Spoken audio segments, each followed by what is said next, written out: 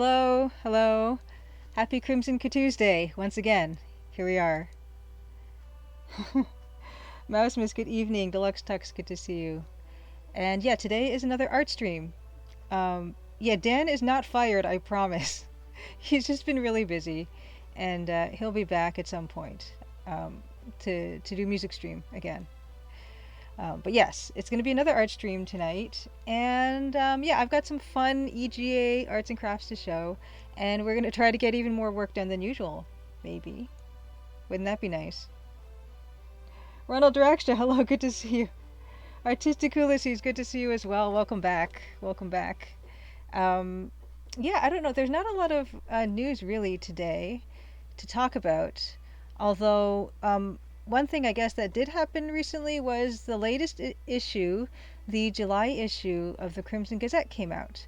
And I talk about which strandings, which Xavier Nelson and Strange Scaffold soft announced fairly recently. And so I'm going to just drop down. Ambersine, good to see you. The Phantom Fellows, good to see you as well. Um, The Phantom Fellows is an adventure game, a point and click adventure game, also using Adventure Game Studio. And they have a Steam page up. Paul, if you want to put a link in, please do, because it's a really cute demo. I think that's available on the Steam store page, and I played it, and it's really got really nice art, and it already looks so well developed. And I wish you guys all the best with it. Let's see. Yes, I was going to. Yes. I Where is it? Yes, the J. Okay.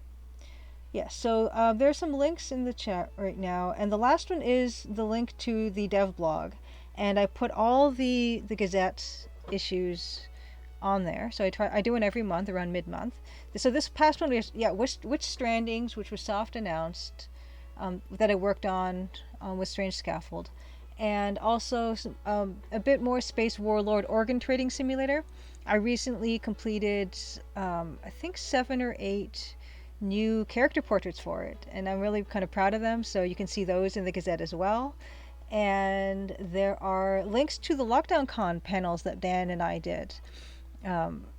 So that was a few weeks back. Neil Halford, who was instrumental in Betrayal at Krondor, he's been in the industry for quite some time. And Dan and I were really pleased to be asked to participate in those panels.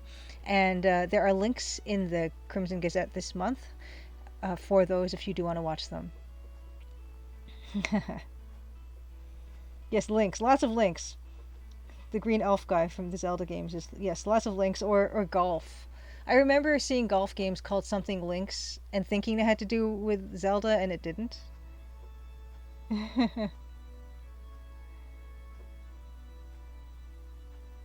Yes, as soon as I might have worked on every modern indie game, and I am doing a Playdate game as well. That's coming along really nicely too. So yes, there are what things.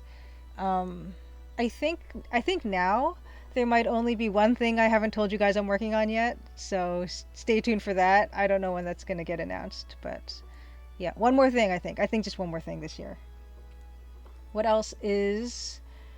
Yeah, and so the Crimson Gazette also, I just link also some of the stream videos on demand, and just say really quickly what we do on those. And of course there's a rock fact and craft corner and things like that in the Crimson Gazette. And you can subscribe to that. There is a subscribe link on the left hand side of the crimsondiamond.com if you want to get just that Gazette issue every month in your email box. Because some people like it. I like doing it that way too. Chihuahua, good to see you. Welcome back. Yeah, so that's pretty much it. We've done Crimson Gazette. Developer update, there's no developer update. I've been working on the Playdate stuff, and I haven't had a chance really to get back into the Crimson Diamond Chapter 4 overhaul, which I'm just trying to make it so that it's easy and clear for what the player has to do and the player's goals.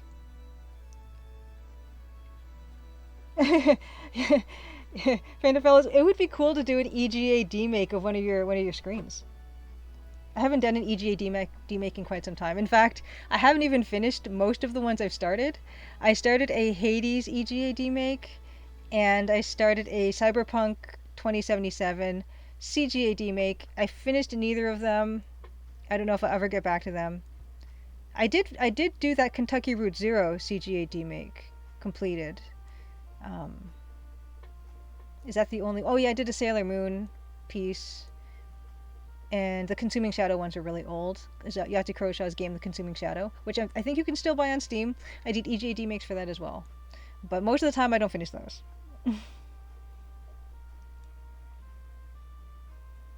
Yes, pre-orders for the Playdate are sometime in July, and I do have the unit, but all the cool peripherals like the dock that they were showing on the Playdate update, and the carrying case, I don't have those, and I don't know if we're going to get an opportunity to order them ahead of time, but I'm going to definitely order. So yeah, here's the unit. I do have this.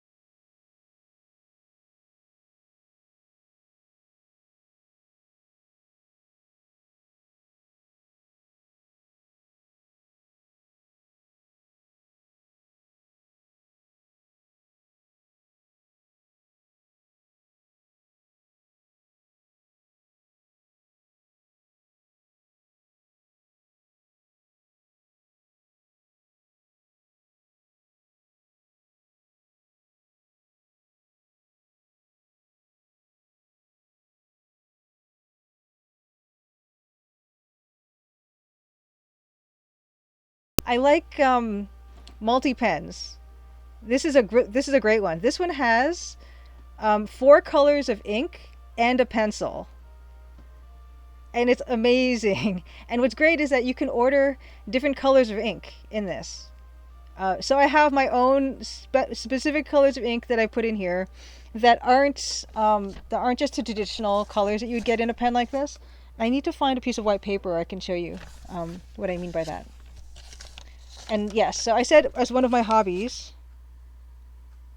Okay, yeah, I said as one of my hobbies is pens with multicolor ink, and so I'll show you the gorgeous colors of the ink in this pen, and also the fact that it's got a pencil in it. So yeah, I order these specially, and the refills are much better than ordering whole new pens.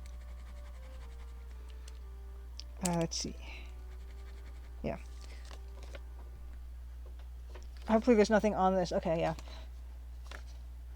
Okay. So this pen has the four colors.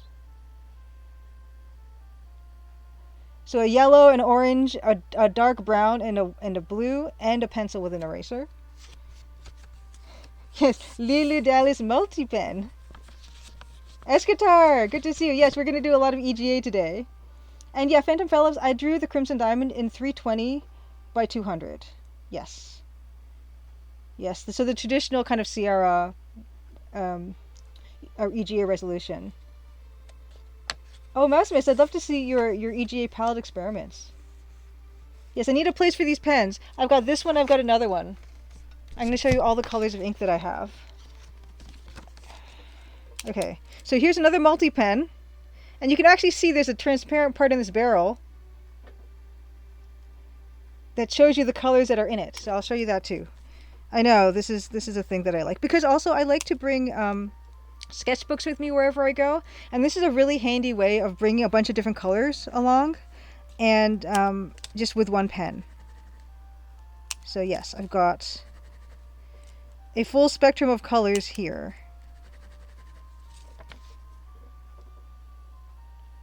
There we go. Yes. Yes, yes, yes. In this pen. So that's another thing that I like. I like multicolored ink. Okay, so that's that. What else? Judith Butler's lover, good to see you. Welcome back.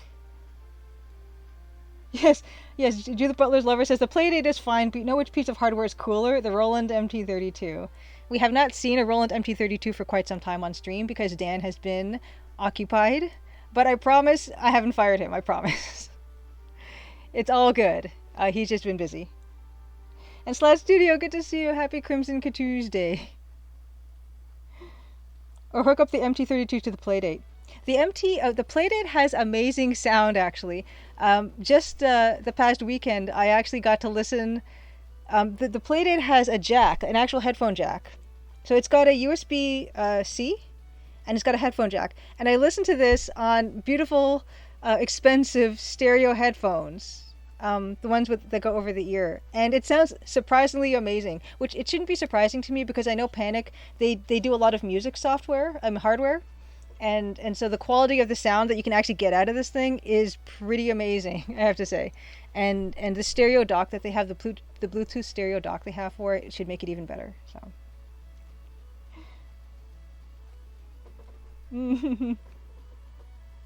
Hmm. Yes, I'll say hi to Dan from chat. I will definitely message him that. Yeah, exactly. Judith Butler's lover. That's why Dan has been away for so long. He's becoming a Roland MT32 cyborg, as he's always wanted. So you'll see a new and improved Dan in whatever stream he happens to be able to come to next. Yes, so. Oh yeah, I'm going to introduce myself. Welcome to stream. I'm Julia Minamata. I am making the Crimson Diamond, which is a mystery adventure game with a text parser, which is you type in your commands to control the game. So you can open door, you type in open door. You want to ask someone about something, you have to type it ask Margot about rocks or whatever you want to ask her about. And so you get to have these interesting conversations that kind of reward attention to detail and paying attention, which is a lot like real conversations. Oh wow, Panic made an early Mac MP3 player in the 90s, Edenway says. Edenway is also still working on his theory of Dan is being held hostage by Donkey Kong on the Space Needle, and he's trying to convince Donkey Kong to sign his big boxes. Yes, and I'm working on a Dan D-make. Yes, so the Big Blue Cup Adventure Game Studio, their kind of mascot is a big blue cup. I have a big red cup because this color is really near and dear to my heart. You can see there's a lot of that color going on around here, and we'll see even more of it when I start showing the arts and crafts. But yeah, so I'm making this mystery adventure game set in Canada in the early 1900s called The Crimson Diamond. It's set in Northern Ontario. And we've been working on it, Dan and I. Dan is the musician. He's making MIDI music with the Roland MP32, and I'm using this EGA 16 color palette. And it's kind of a throwback game, but in a way, I like to say that it's kind of hopefully a little bit easier to play than those games were back in the day, and hopefully that's the case. Dan Nastic, hello, welcome to stream. I should get a blue mug. And Slash Studio Red is your favorite shade of blue. I should get one. If I ever see a good one that's suitable, yeah. Maybe I can mix it up and not just use the same giant mug every time. Which is a big mug. It's a big mug, but it's not as... I think people think it's as big as my head, because if I hold it out here, it looks gigantic. But yes, I'm going to run the trailer for the game now. So if anyone has never played a text parser Sierra type adventure game from the late 80s or early 90s, this will give you a good idea of what the gameplay looks like. And if you've never played that style of game before, there is a tutorial that you can play through that will kind of guide you step by step for how to play this type of game, because yeah, it's not a style that we see very often anymore, but there are people who are trying to bring it back, and Slat Studio is one of them, making an EGA type of game. Phil Fortier is also making text parser game as well. And it's a great interface, and it's really flexible and delightful to use and to play with, and I hope to see more. So yeah, I'm going to run the trailer now, and then I'm going to show the all my EGA crafts all in one place. I tend to tweak them here and there, but I've put together some slideshow stuff so that you can see every bit that I do have. Okay, so let's take this music and let's run the trailer. All right. Crimson, Ontario was once a prosperous, lively mining town. But that was a long time ago. Now it's quiet, nearly deserted, and some folks aim to keep it that way. Nancy Maple is an aspiring mineralogist assigned to follow the trail of a dazzling diamond. An intriguing cast of characters has converged under one roof, each meaning to get their own way. Or else. Will Nancy untangle the mysteries and machinations before it's too late? Will the sleepy town of Crimson shine once more? Find out in The Crimson Diamond, an upcoming adventure game by Julia Minamata. The Crimson Diamond demo is available on Steam and itch.io for Windows PC and Mac. All right, so that's that. Trailer done. I'm glad Judith Butler's lover could be here to experience that. But yes, it's good to see you again.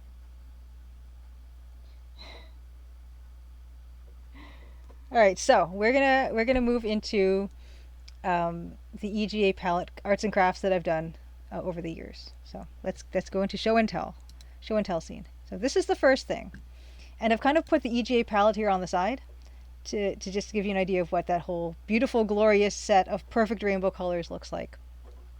These first bracelets that I have, and I actually have them here with me. These are there's a few different kinds here. These I'm using all 16 colors of embroidery floss. Embroidery floss, I think it is, to make them. And these are woven using this it's a method called kumihimo, which is a Japanese style of kind of weaving. You can do 8 strands, or you can do 16, or anything like that. And so I started to do this when I realized I could do 16, and I could do one for each color of EGA. Here's a close-up. So a couple of these, they're all using slightly different techniques. The one on the right is more of a herringbone type of pattern. One on the left is more traditional straight ups. Each color is a different strand. And the one on the top is, I think, it's an 8 strand, but I doubled up. So there are 16 colors here, but each of the 8 strands is a double of different colors. And of course, I meticulously went over all these colors to pick the exact right colors. And I bought way more colors than I actually needed to do this, because I wanted it to be as close to actual EGA as possible.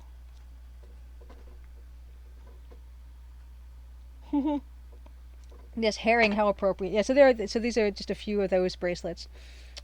And here is your super loop close-up of what those look like. And these I took using, as Nancy Maple has in the start of the Crimson Diamond, her lucky loop. And it looks like, I tried to make it look as close to this one as possible, with the brass color and a green lanyard type of thing. And I took these pictures, these super close-up pictures, by sticking the loop right up against my iPhone camera and waiting until everything focused. But that's a nice close-up. So a few of these arts and crafts have the loop view, which is what you can do in the Crimson Diamond when you want to take a closer look at something. You can, in the graphical inventory, click on the loop icon and then click that new loop icon on your inventory items, and some of them will reward you with a closer look. Or if you type in examine whatever happens to be your inventory, it will do the same thing. Yes, use loop on bracelet. Yes. So that's what that is. That's the first one. Hey, Foggage Green, welcome to stream. Puzzle rings. There's a great tradition of those kinds of weird wood and metal ring puzzle type of things, and I've never been any good at them. But I know exactly what you mean. So, yes. So that's the examine. You can actually do this, and we're actually going to be doing that as well as I show these crafts. So what you can do with kumihimo is you can use the embroidery thread, but you can also string beads on the embroidery thread. And so what I did was I thought, okay, well, I'm going to get 16 colors of size 11 Japanese glass seed beads. And I'm going to be really, really picky about the colors ordering online, which means I have many variations of colors and combine them to try to make it, again, same with the embroidery thread, as close to the proper colors as possible. And so we have here my attempts at EGA necklaces with beaded kumihimo. Oh, puzzle wedding bands made of gold. I see. So those are those, and here is a close-up look at those. So these are 16 strand kumihimo that each of the 16 strands are threaded with individual colors of seed beads to try to represent um, the loopholes. Hey, guitar. Yes, loopholes. Perfect. That's the best pun I've seen in a while. So thank you. Loopholes. These are that. So yeah, that's those in the close up. The loop close up. Here we go. 16 colors of seed beads, EGA necklaces, and those are here.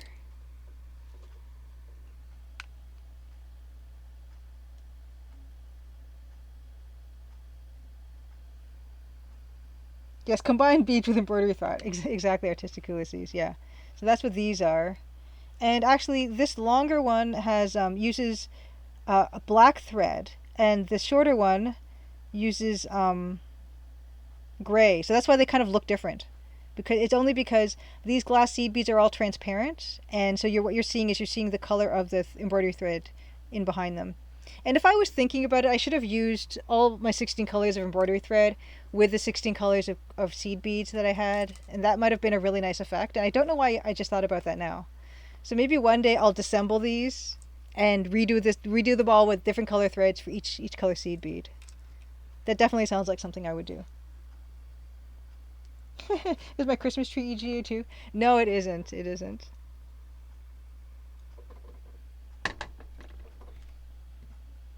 Next we have this. So this is my EGA bracelet that I made. And this I made out of Sculpey, like kind of polymer clay. And there are different kinds of Sculpey. I think I used Fimo for these. And these are custom blended colors. And of course I tried to get them again as close to the EGA colors as possible. And I'm very pleased with this, but I don't wear it that much. I'm thinking about putting them on a necklace. And I think if I wore that to stream, you'd be able to see it more. So yeah, I might repurpose these beads for something else. Yeah, Judith Butler's Lover. That's a good point. When you look at all these crazy colors all together from a distance, they do start to visually blend, which is kind of like dithering when you think about it. So. Hey, Dream Boss, good to see you. Yeah, I'm thinking about just restringing it as a necklace, putting it on like a nice silver chain or a gold chain. But yeah, that shouldn't take me that long, and then I'll be able to wear this to stream more, and that would be nice. But yeah, they look delicious. Howdy, Dream Boss. And here they are in close up. They're not perfectly round, but they're pretty close, I think. But that was a lot of fun to make. Dave, good to see you. Hey, folks. And that's the first set of craft. I've got another set of pictures here for the next set. And this is my Nancy Maple 3D figurine. This one was printed like at a home 3D type of printer. And then it was made kind of a wood filament, and then I painted it. And that's what that is.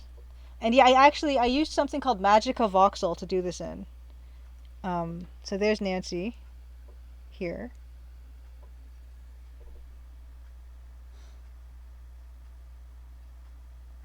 Dave wants to know, and also wants to know what me and what Slash Studio, what we call the EGA colors. I tend to call them bright/dark. So Nancy's face would be bright red, and then her hair would be dark red. That's kind of how I name them for the most part.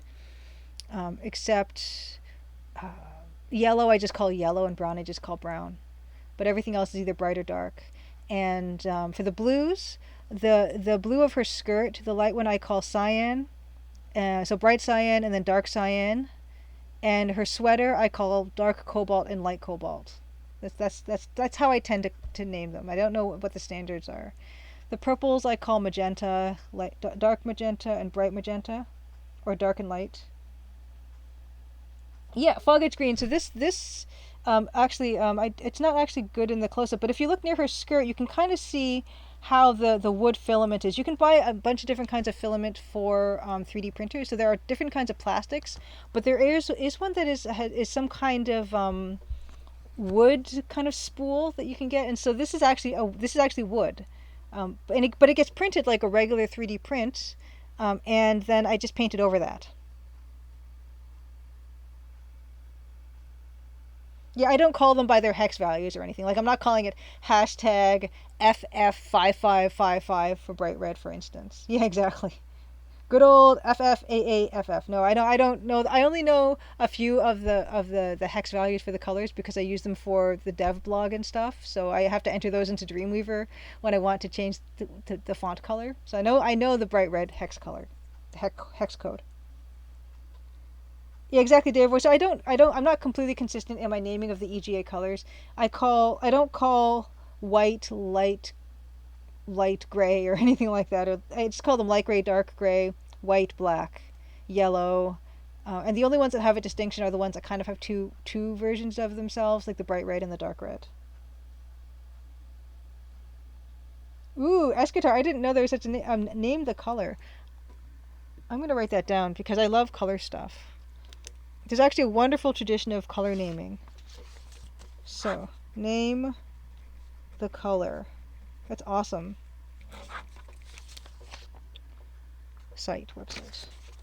Sakana Cowl, good to see you. Welcome back, welcome back. Hey, Blaholtzen, good to see you as well. You have a huge pet peeve with people who call cyan light blue. Yeah, I don't call them. I don't call them light blue, and because there's four blues, so yeah, I call them cyan versus cobalt. Although I guess it could be called ultramarine or something, but I feel like the lighter blue looks more cobalt and the darker blue is more ultramarine, but I just call them light and dark cobalt. Sir Highbury, good to see you. Dreamboss, you call the turquoise cyan. Yeah, it's kind of cyan, and because when you think of CGA, it's cyan, magenta, white, and black, so that's why I call that color the cyan for sure. Oh, here are the names according to name that color. Black, Eshkatar says black, dark blue, Japanese laurel. I like that. Persian green, beautiful name too. Bright red, flirt, Chelsea gem. I wonder what color Chelsea gem is. Escatar, what color is Chelsea gem? Silver chalice emperor. Dodger blue, screamin' green, aquamarine, persimmon, pink flamingo, gorse, and white.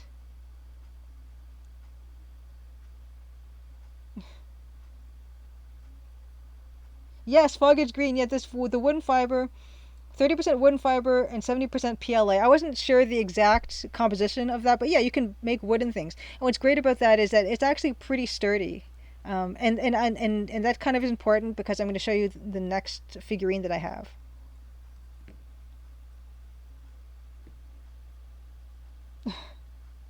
Yes, Dodgers. What color is Dodger? Dodger. What color was it? Dodger blue. Hmm. There's actually, I think there's either a book or a site that talks about how old color names that used to be around and don't get really used that much anymore. Chelsea gem is brown. Oh. Yeah, what color is flirt? One of the pinks, I guess. But what is? Yeah, persimmon. I guess. Yeah. Silver chalice emperor is kind of an amazing name. It sounds like a racehorse. Here she is. This is, yeah. That's you can if you look closely see how the filament is filled in around here in the lighter areas. I think I did try to sand it a little bit, but it's kind of tough to sand. Gorse, Cypress D, good to see you. Gorse sounds like a racehorse. Anna CGG, good to see you. Anna was my guest last week, which was amazing. My first guest on stream was Anna, and she's got a business called Translucent Finishing in Victoria, BC. And I got to show some of her amazing wood crafts, and also she does custom cabinetry and wood finishing and things like that. And it was amazing to have her as my first guest. And we talked about rocks. She showed some of her rock collection, and she's been beta testing the Crimson Diamonds. We talked a little bit about that. And the video on demand is on my YouTube channel, which if you just look for my name, Julia Minamata, you can find the YouTube channel where I put all the streams after the fact on there. So, Flirt is dark magenta, Escatar. Thank you.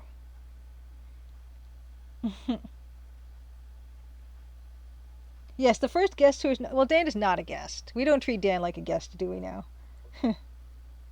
Ooh, it would be possible to build a Nancy statue in Minecraft for sure. And here is the loop close-up of the paint job that I've done here on her. Um, examine Nancy with loop. You don't even have to say loop. Just examine Nancy. I don't think it'll pull this up or anything, but you know, there we go. It looks so sloppy, the paint job, when I magnify it. I didn't use a magnifying anything when I was painting her. And this one is, so I got this one printed, it's colored sandstone from Shapeways. And Shapeways does a bunch of amazing printing. You can get your stuff printed from them.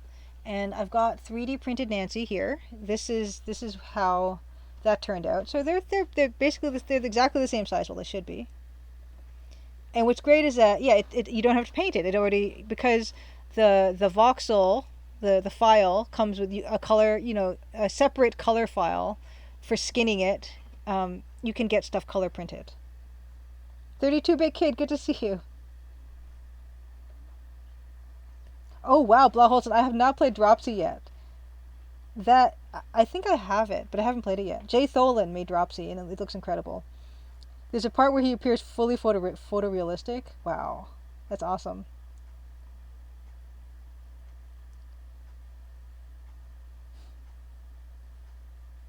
I definitely, that's on my list for sure.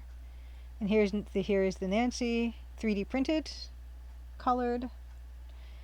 And here's a close-up with the loop. Examine 3D printed sandstone Nancy with loop, and you can see how much more clear all the paint is done, is applied.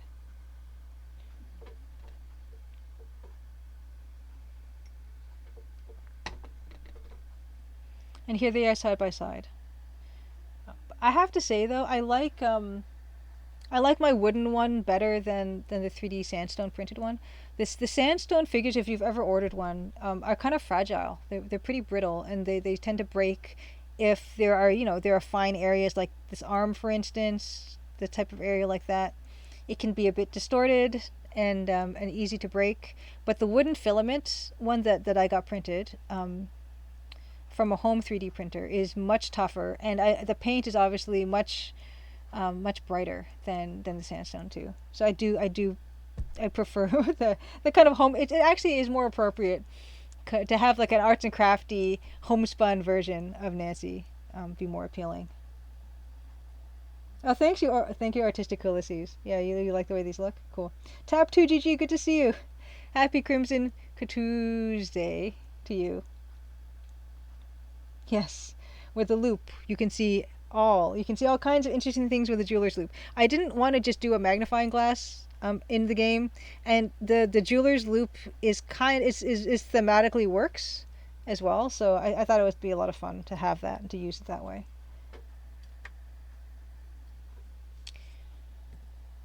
And yeah, those are those two there. And that's that. Next set of crafting stuff is, I wonder if I should, I'll just do it all, I don't care, it's fine. I was thinking, I should save them. So this, I didn't make myself. This is from Society 6. There's a Society 6 merch page on thecrimsondiamond.com. There's a link, which I should have as its own link. But this is my t-shirt that I have from them, the colored version. There's two versions. There's a colored version like this one, and then Dan has just a solid white logo on black. That actually, it looks pretty cool. I kind of want one for myself.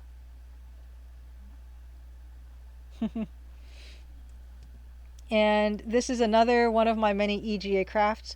After I worked on that the Kumihimo stuff with the embroidery floss, I thought it'd be really cool to do actual cross stitching of the characters using the meticulously selected EGA palette embroidery thread that I had.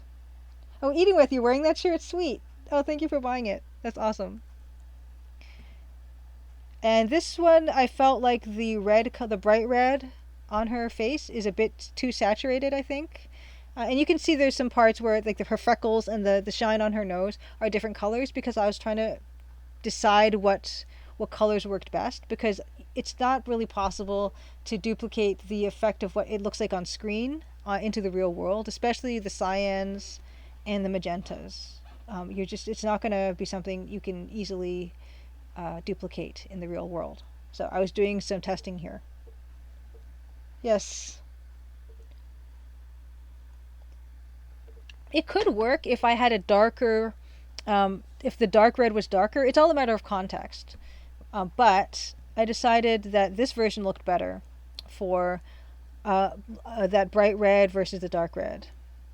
And you notice that I did do it twice. It's just for comparison's sake. I did the exact same design twice. And then you can see there's Margot. The Margot piece is using the same colors as the Nancy Maple on the right. I eventually want to do all of them.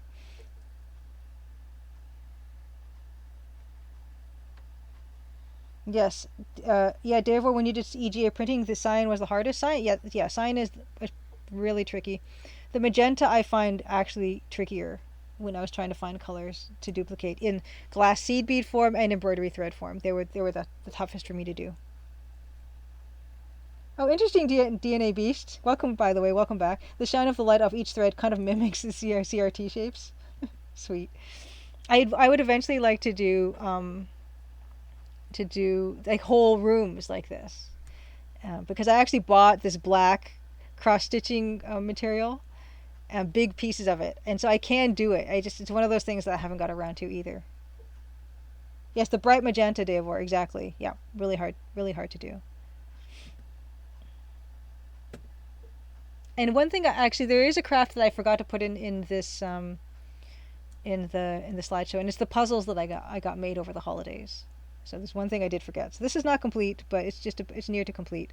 And here is this is the examine cross stitch with loop command that we're seeing here.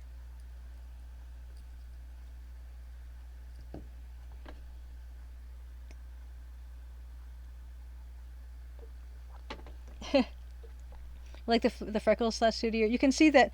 Yeah, I tried to do a lighter magenta on the right and then the darker magenta color for the light magenta color, and I actually think I like the darker one better in comparison. This one, the freckles on the right are a little too desaturated. Yeah. String theory. Evidence of string theory in EGA universe. And of course, I could not have any discussion of arts and crafts without mentioning the beautiful quilt that my awesome mom made this beautiful Nancy Maple quilt out of colors that she just happened to have on hand. She has a vast collection of fabric. And yeah, so she made this out of individual little squares, more than 1,500 little squares, I think, is what she did. Here's a close-up. There's no examine loop version of this one because I felt this close-up was pretty good to show you how most of the fabric, except for the black, does have subtle patterns in them. If you can see that. And she did a really, really, really lovely job. Yeah.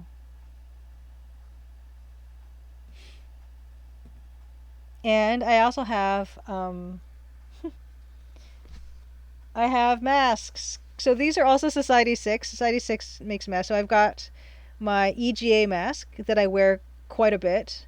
And what's nice about these is that they have a little pocket inside them where you can put your second mask. So I've got a disposable mask in here to double mask really easily. And yeah, it's good for the summer because it's pretty.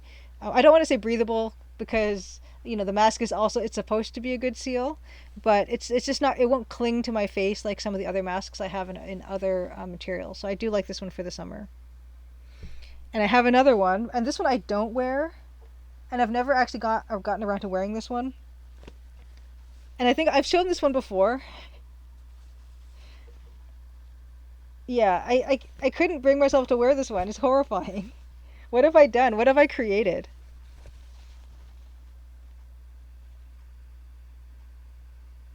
It's terrible. It's terrible. I'm horrified. You can buy this. You know, if you also want to be horrified, this is also on the Society 6 page. Yikes.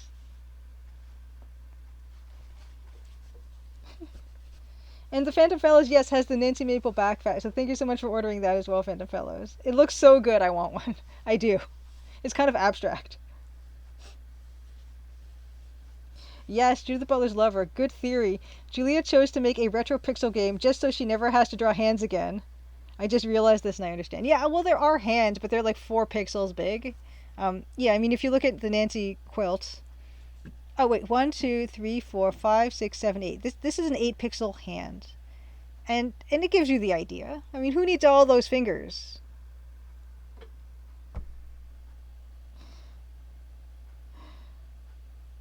But yes, I maybe I'll wear it. Oh my goodness. Yeah, the cutscenes, the close-ups have hands for sure, but there's not a heck of a lot of animation going on in those. Oh yeah, and I might as well, yeah, I brought everything down so I could show you what they look like in real life.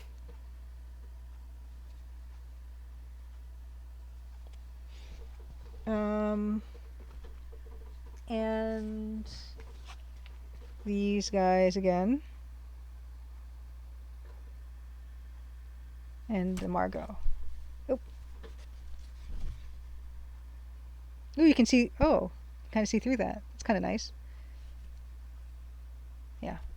Oh, yeah. So I've got a bit of a thing for the EGA palette. I guess it's fair to say. Bunsies, good to see you. Welcome to chat. Welcome to stream. Oh, interesting, Slash Studio. You find it harder to do SCI zero hands than normal ones. Really? Okay, and one more thing here. So yeah, here, here are those masks. And also, I made another mask. So this was my mom's mask that I made. I got made as well. And this is one of the. This is the wallpaper in the pink bathroom. And you can. There are a few items on the Society 6 store where you can buy the wallpaper pattern applied to things. And so I've got it. I've got these Society 6 coasters, and also the matching mask for my mom.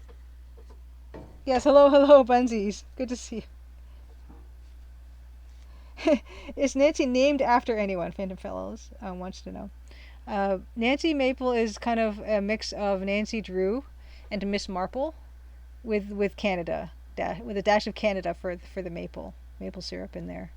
I'm not good at naming things, you guys. Oh yeah, that's something else I was gonna show before I decided I was going to do the crafting stuff. I think that's it. Yeah, that's it. Yeah. Yeah, I was going to go through some of my my really old notebook of notes and show you guys and read out some of the other names that I was thinking of before I came up with the Crimson Diamond. But I thought this would be more fun. But so yeah, I'm just gonna show these one more time, just because now it's the bigger view of them. So yeah, here is that. Coasters, the necklaces, which I never wear, and they took so long, and I still never wear them.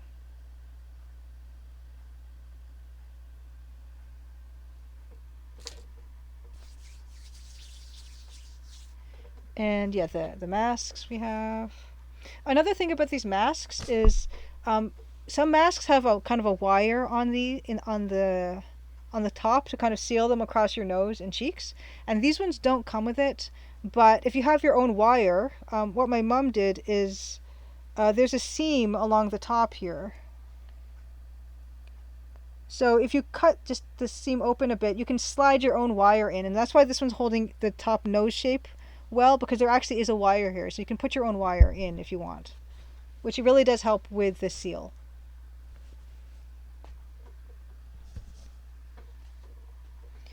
What else we had? Yeah, we had this, which I will repurpose into a necklace so I can wear that on stream.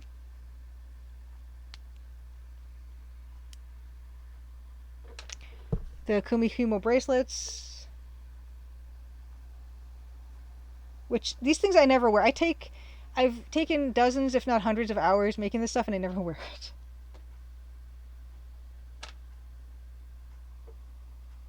Chat was, chat is broken? Uh-oh, what happened?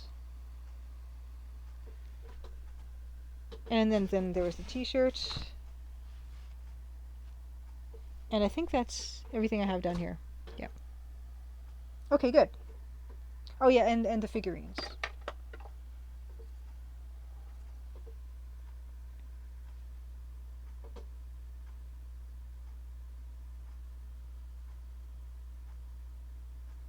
This one has, the 3D printed one has its own stand, which is nice. I mean, I designed it so it did, so I knew she could stand up. Mine, I glued little bits of magnet onto her feet, and this is another little magnet. So these were, you can buy these at Staples, and they are like these magnets so you can print business cards on them and stick them on your fridge, I think. And what I do is there's just enough magnetism on this to keep it steady.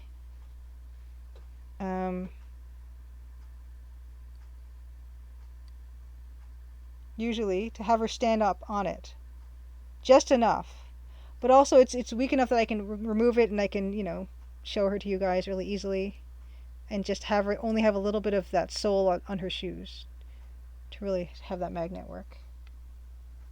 Yes. Oh, okay. The chat is not broken. It's just off topic. Oh no, that's fine. We're not that stringent about anything here for sure.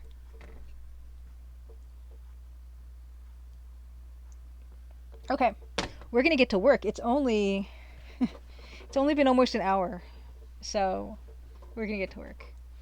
And I think that is it for the slideshow stuff. I'm gonna just double check. Yes, that's it for the slideshow stuff. We're gonna oh, you know what? I didn't even put the music on after the trailer. There you go. Great. Okay. We are going to go into the usual, which is this fish bucket camping scene, and I'm going to move it over to Photoshop. Great. Here we are. And we're going to be working on this for the long haul, I think. We're going to really try to get something done today. This is actually it mirrored.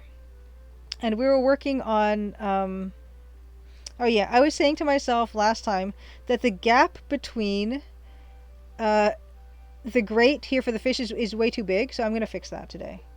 That's the first thing. And I started a new layer for this stream, and I've been doing that.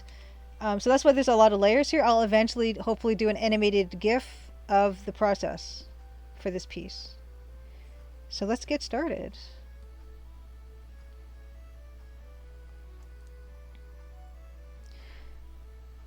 I guess this would be... Oh, I'm on eraser? What is this? Oh, you know what? I know what happened. See, opacity. The opacity is not right.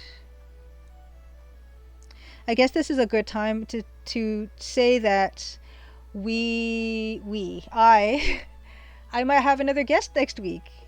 It's been confirmed, but I gotta double confirm, but we have a wonderful guest next week coming in. And so even if Dan is around, we might tell him that we can wait another week before we have a dance stream. Yes, we have a mystery guest. I'm gonna try to put, have more people on. Oh, let me just check that really quick.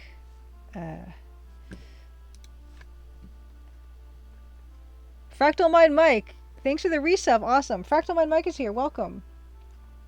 Judith Butler's Lover, you can say it is me. I'm gonna shout out Fractal Mind Mike. Fractal Mind Mike did a fantastic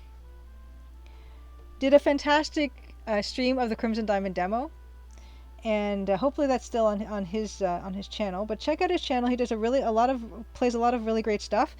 Right before the Crimson Diamond stream, he streamed the Colonel's Bequest, so it was kind of perfect. No, it's not wrong. It's not Ken Williams either. No, but it's going to be a lot of fun, and I know that chat will like it. In fact, I don't even know if I should say it's a mystery. Maybe I should just say who it's going to be. in fact. Because, we did just decide it was going to happen next week. So I don't know why I said mystery. It doesn't have to be a mystery. I'm going to have Francisco on. Francisco Gonzalez of Grindislav Games will be our guest next week.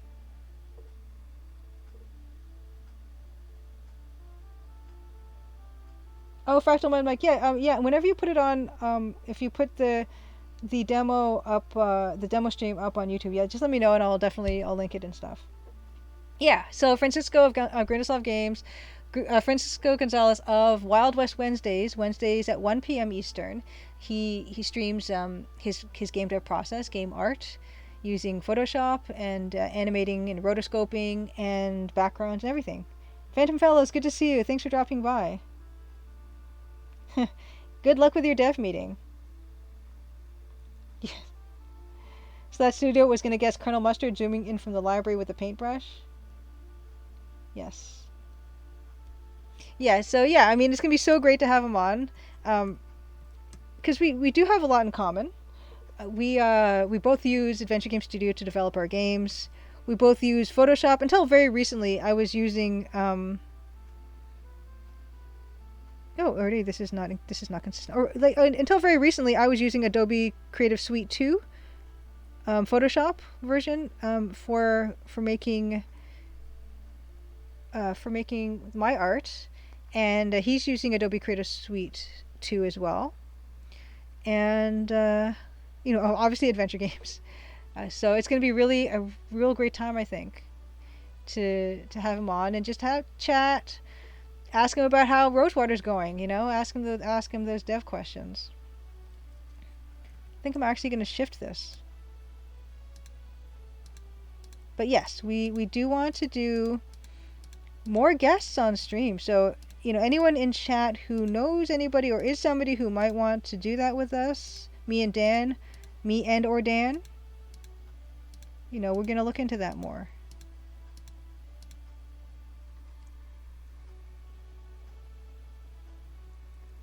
Yes, and good night, Sir Highbury, as well, because you both are going to the same dev meeting, which is kind of funny.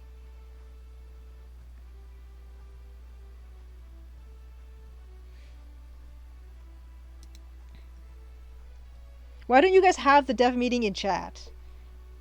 The Phantom Fellows, Sir Highbury, just have the dev meeting in chat and we can all weigh in. Give our opinions and stuff. What do you think? I think that's a great idea. We can all sign NDAs. And you can do that right here.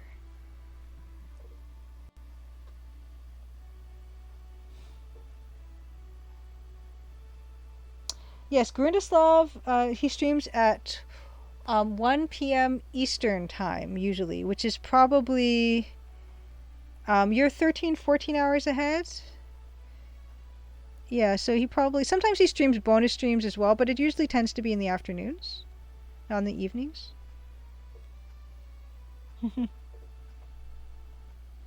That's probably why.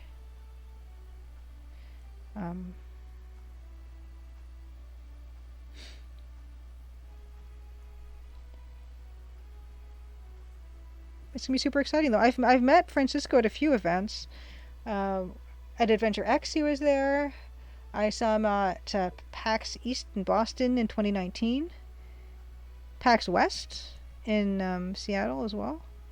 So it'd be good to digitally hang out again, And what's so funny is that there have been times when we've been watching each other's streams and we learn little Adventure Game Studio or Photoshop tricks, just stuff. Both of us, it works both ways.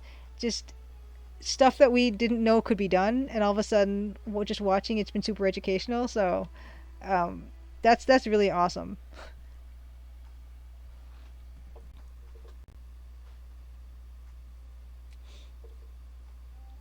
And I guess so Nightbot put up the links.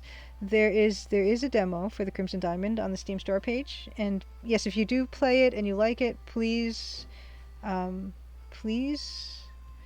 wishlist it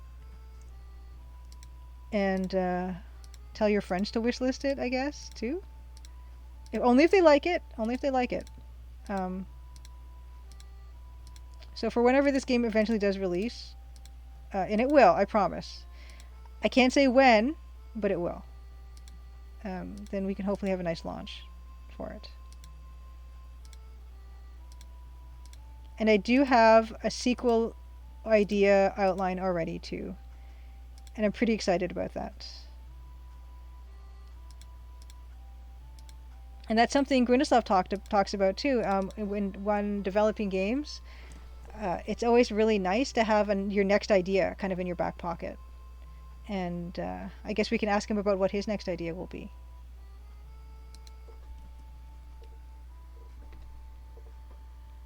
Ah, it's always Sammy. Redeemed show a watercolor cat card. Thank you. Mm. Yes, I will show a watercolor. Oop. I will show a watercolor cat card. Oh, but first I have to. Okay, I'm just trying to fix the grates on this thing so the fish won't fall through. Let us redeem a watercolor cat card. Oh no. Ugh. Hold on. I just changed the opacity of something and I didn't want to do that. Okay. Watercolor cat card, here we come. Oh, it's always Sammy. Good to see you. Really good to see you. Oh, Slash Studio. Oh, you have a crazy mix of Leisure Suit Larry and Colonel's Bequest? That actually sounds amazing. I love that already. Ah, Costas and Seraph Theropods. Yeah, they're also Adventure Game Studio developers. Would be down to drop by for stream, except for 8 p.m. Eastern. Yes, like the middle of the night. Yeah, that's a thing. The time zone thing is a whole thing. Grindislav and I are in the same time zone, which is handy.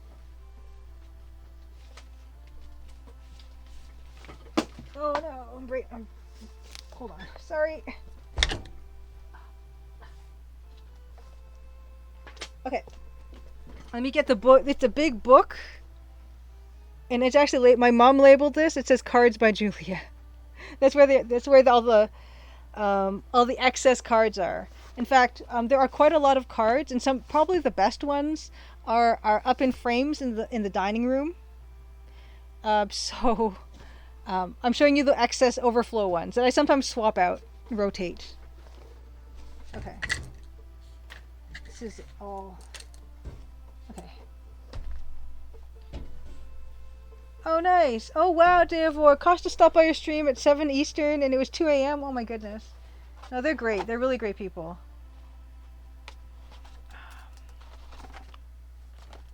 Let's find a good card here.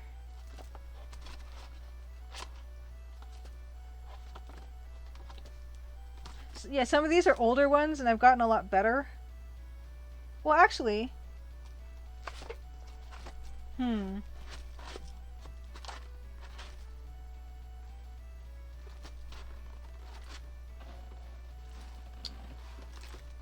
No, okay. Show this one. I don't know if I've shown this one.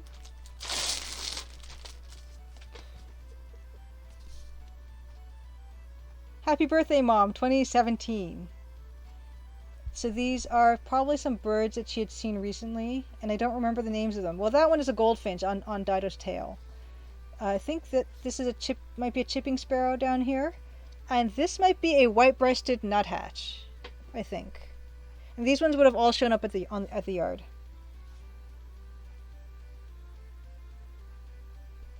And this cake here is one of my mom's specialty cakes that she makes. It's a Swiss roulade cake, and the recipe is from some kind of CNE recipe book from 1979, I think. And it's amazing. It's super moist and delicious. And I need to learn how to make it. In fact, that reminds me, because I told my mom I'd love to learn how to make that cake. So I got to bug her about that. Yes, Dido. Eat Awake knows this is Dido Cats. My mom actually said to me last week that she wants to make a quilt, kind of like that Nancy Maple, like this Nancy Maple quilt, but a Dido. So I need to kind of come up with a design for that. But yes, Dido. Happy birthday to my mom. Thank you for the redemption. It's always Sammy.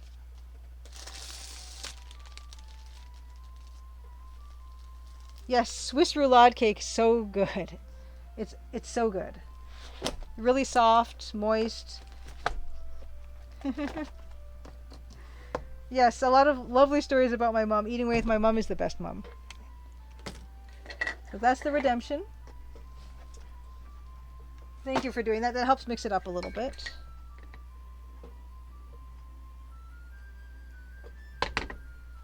All right. Moving back to this. Dave, you'd be interested in seeing a serious mystery kind of EGA game?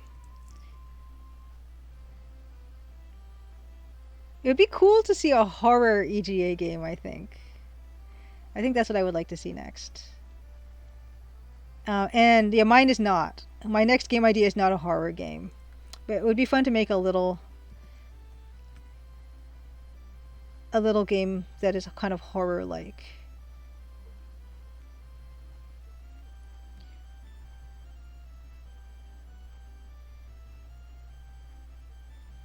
That's another goal that I have. I've got a laundry list of things I want to do after the Crimson Diamond has been launched. And one of them is make little games. Maybe make a CGA game or make a 1-bit black and white type of game, or an AGI style of game. Fractal Mind Mike started fiddling around with a horror EGA game. Not sure when you'll get to it. Too many projects? Yeah, that's the whole thing, isn't it?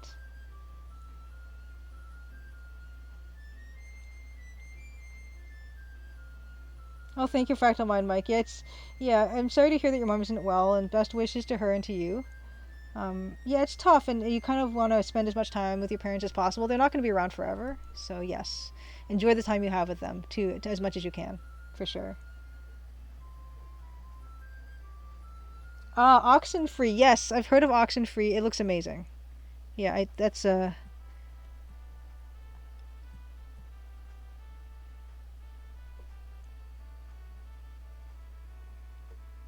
we go.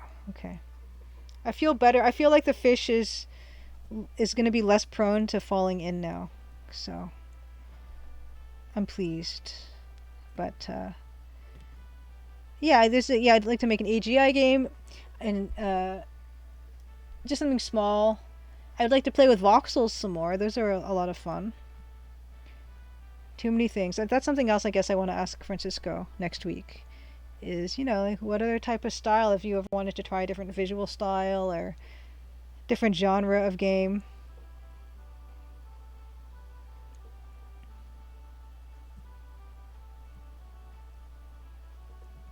And what other engines maybe he's ever wanted to try.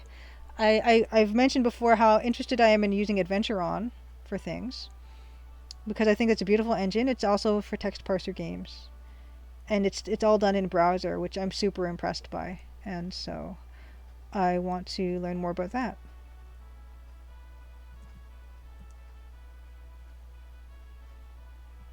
And yes, and speaking of engines and in browser engines, I do want to make a Playdate game.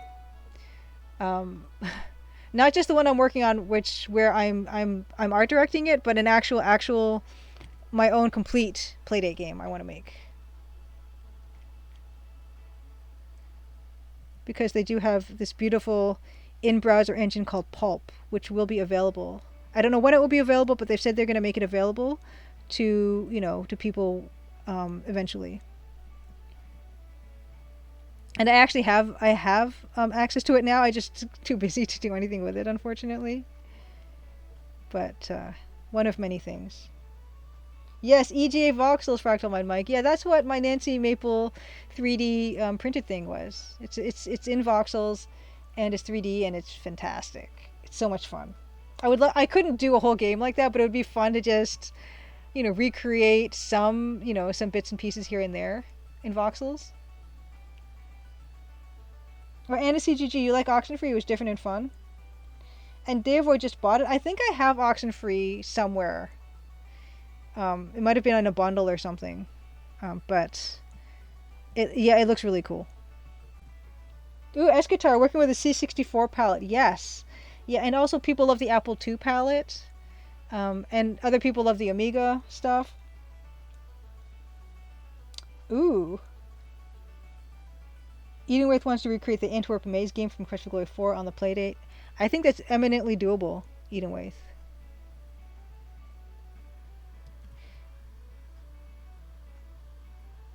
Yeah, I feel better about that.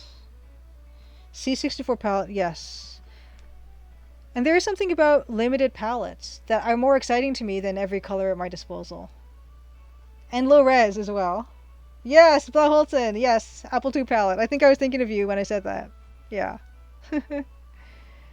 So good. And it tells you how much of an impact color makes on us, you know, because you see that Apple II palette and you're there right immediately.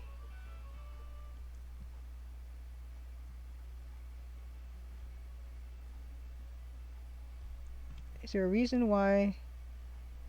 Oh, okay, no, there isn't. Much better.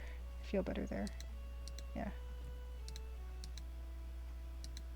Yeah. This is the work of today.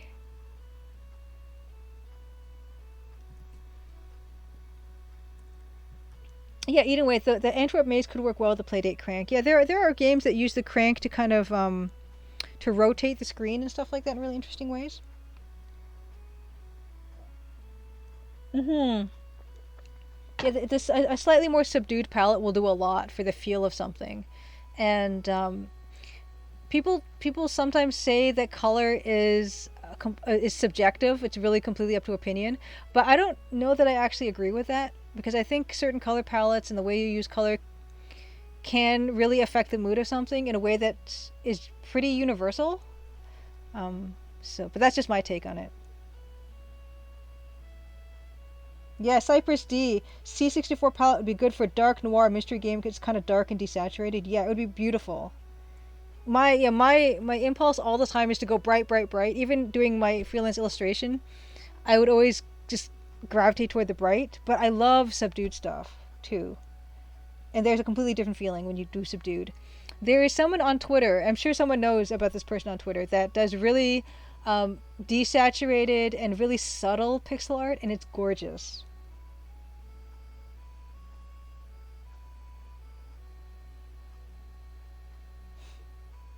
Yeah, Davor, exactly. Things like um, having things be in a minor key, having a certain feeling as well when you go to music. Yeah. In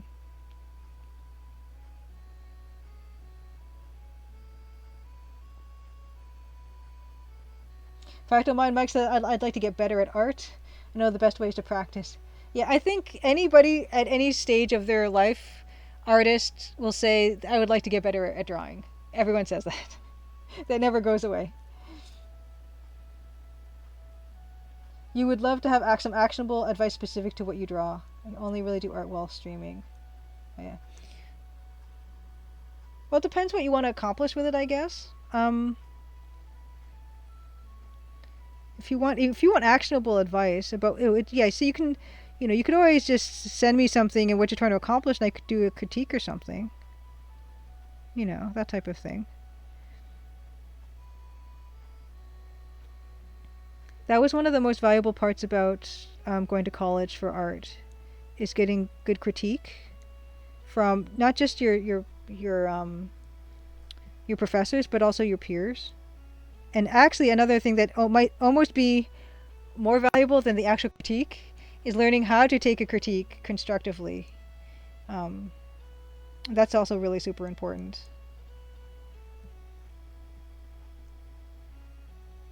And not take it personally.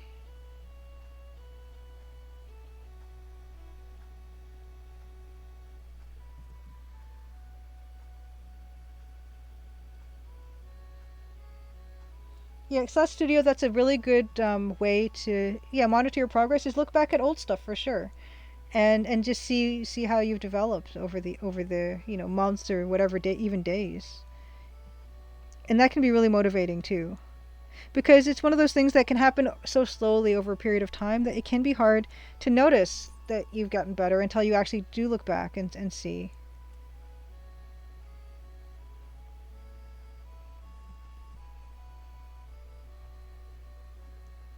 There needs to be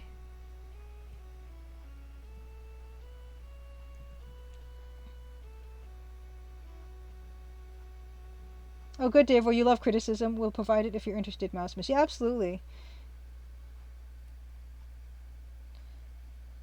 Oh, Mouse Miss, as a completely amateur artist, finding 3D easier to start with. Interesting. And Foggage Green is asking, how does one take critique constructively? Um, that is that yeah, that it can be tricky because you gotta. Sometimes there are people that are very critical, and it kind of depends on the quality of the criticism you're receiving as well. And if you evaluate it to be the quality of the criticism to not be that helpful, then it's best to not not let it get to you if it's something that is not constructive. And that's the first thing. And then the second thing is, if you find it to be constructive, some people are just more blunt than others, and it can be useful to be able to separate what they're saying with how they're saying it. Because there might be something useful in there that they're just the person might just be saying in a way that you don't like to hear that way, but there might be value there. It can be tough. It can be tough to recognize that sometimes. Um, and just I think, yeah, like I said, first of all, most importantly is to it's not to take it that personally. You know, even if they're trying to make it personal, try not to take it that personally, and just sure, art is, you try to think of art as being a reflection of yourself, but if someone doesn't like that piece, it doesn't mean that you're not a good person, or they're not a good person.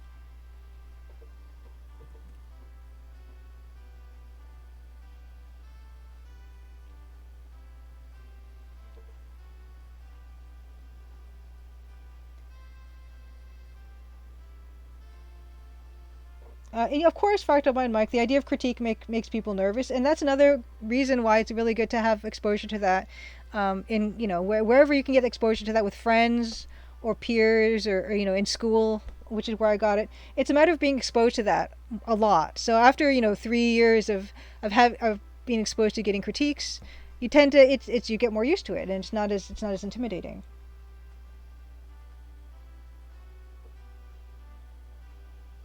Yeah, send me some stuff, Fractal Mind Mike, like DM or whatever, or email.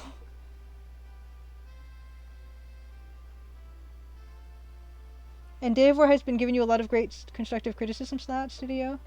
Yeah, and it's also another thing where if it's unsolicited criticism, then that's kind of it can be difficult to handle that too. But if you ask someone and they give it to you, then I think that can it definitely makes it more palatable for sure. And if you are someone that has been asked to give criticism, it's good to the rule of thumb that my teachers would say, and I don't know if I believe this completely, but for every quote unquote bad thing you say about their art or something they feel you're going to tell them they need to improve, say three good things. There's always something good to mention, and so don't just be negative, and just pointing out shortcomings. Try to find stuff that actually is really nice about that piece and that has merit and that you like. That's important too. To be someone who gives good critique is to find some good in something that someone's done, and show them that too. And Eden Waith, yeah, I need the artwork to pop more. You try to be specific. That's another good note to have. Is try to be specific about what you're saying. Very literal. Even if you have to take their piece and like circle stuff and say this is what I mean by where and everything. Not like on the original, but on some file of it.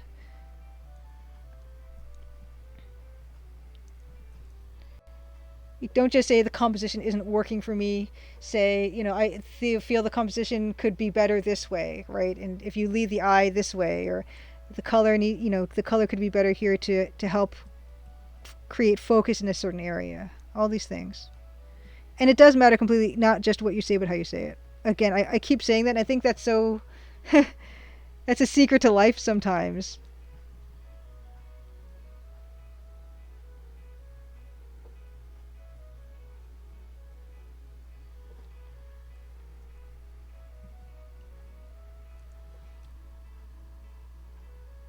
There needs to be black on this, but I don't know where to put it. You know, I think... Mm,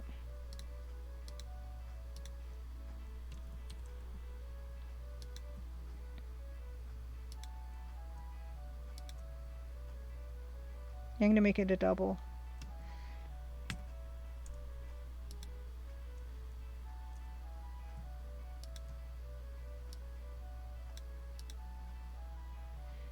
I need to make this crossbar double because I want to make the middle of it black, but either side will be a different color.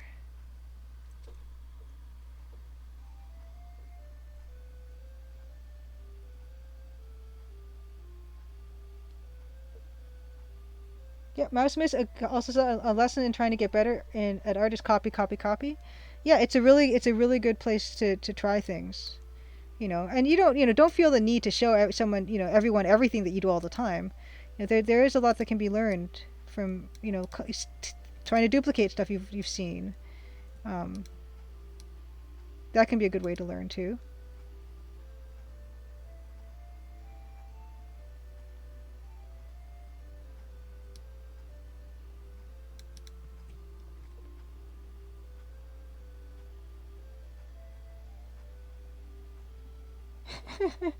Foggage Green. I've covered pages in red ink comments corrections where my overall comment would have been, "Hey, good job."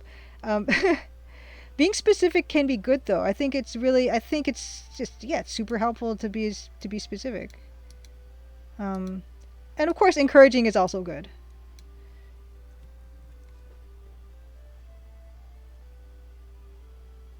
Yeah, of course. And Cypress D makes a good point as well. Find people whose work you like and ask them. Work that you'd like to not to have your work look like theirs, but a feel that you like that they achieve. Yeah, it can be super handy um, to ask them. Yes, the compliment sandwich, DNA Beast. Something positive, something negative, and then something positive. Yeah.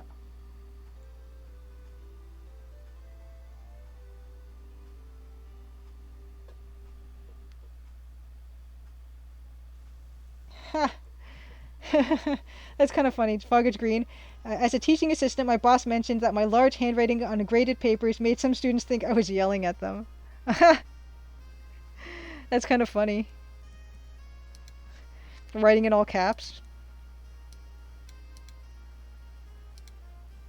I'm gonna put just touches of red here and there, I think. Good job! You know, something like that.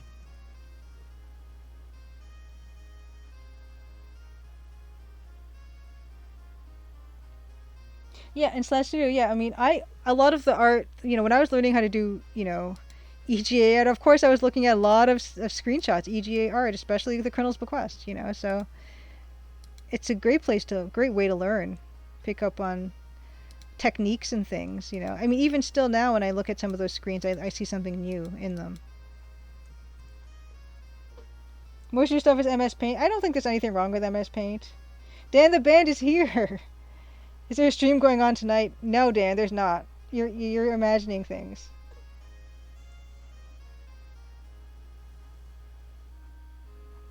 Yeah, Cypress G says Windows 7 MS Paint is pretty powerful.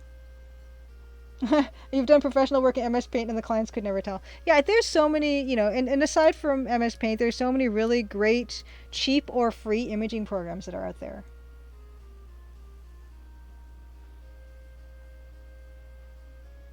Is Twitch chat to voice a thing? It could save money one constantly. I have no idea, Mousimus. I don't know anything about Twitch. Yeah, not yeah. I focused. No, you meant just writing in large handwriting, but I was just imagining how funny it would be to have something be all caps and super large. Krita, Fractal Mike has, but it's intimidating.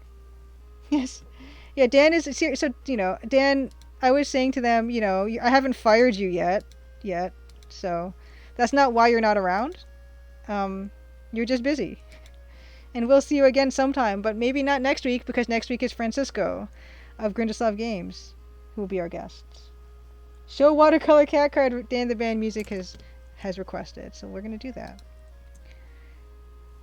Another watercolor cat card. Yeah, Cypress D recommends GIMP. Layers, I use layers so much as you can see. That would be a deal breaker. Any imaging program that doesn't have layers.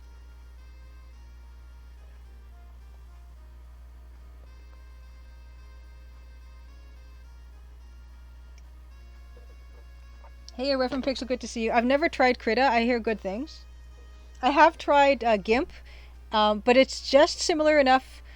It's just different enough from Photoshop to bother me. I feel like I'd be better about an imaging program that was completely different, and so I didn't have that expectation. And when things don't work as I expect them to work in Photoshop, I wouldn't be as bothered.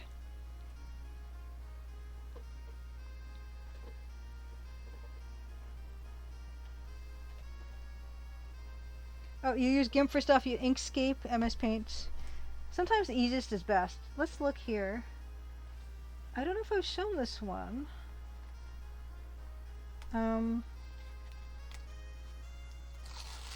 GIMP is fine, but misses a lot of fast functionality. Oh, it can do things, but sometimes takes way too many steps. I don't know if I've shown this one on stream.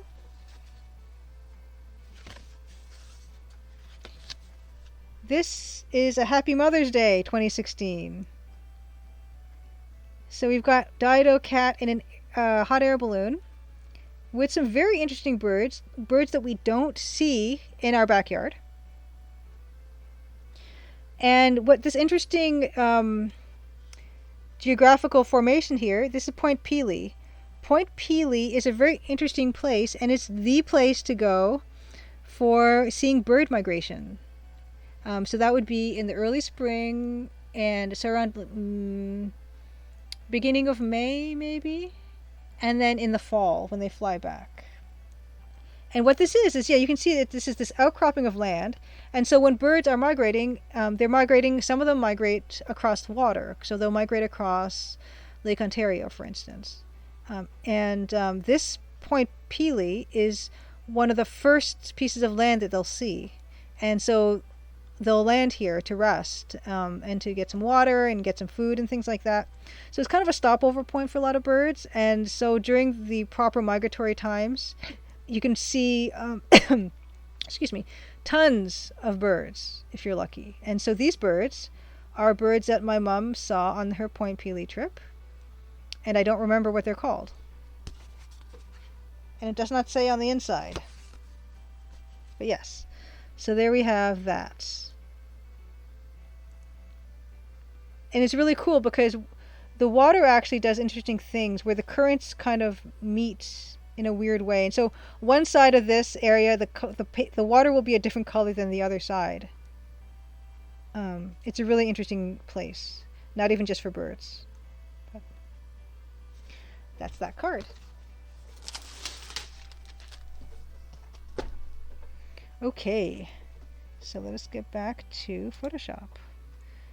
And yes, I was working on this fire, and I kind of like how there is some blue by these log bits, because that kind of was working and reading as shadow, I think. Mads Hatter, hello. Welcome back. I think welcome back. I recognize that name. Oh, thanks. You like the way this looks so far? Thank you, Mads Hatter. Yeah, Infinite Julia combo. Yeah, the reason I have to do that is because the hotkeys I have in OBS to switch scenes. Oh, yeah, it happened again. The opacity setting in Photoshop. The opacity setting in Photoshop is hot wired in the program to the number keys, and there's nothing we can do about that.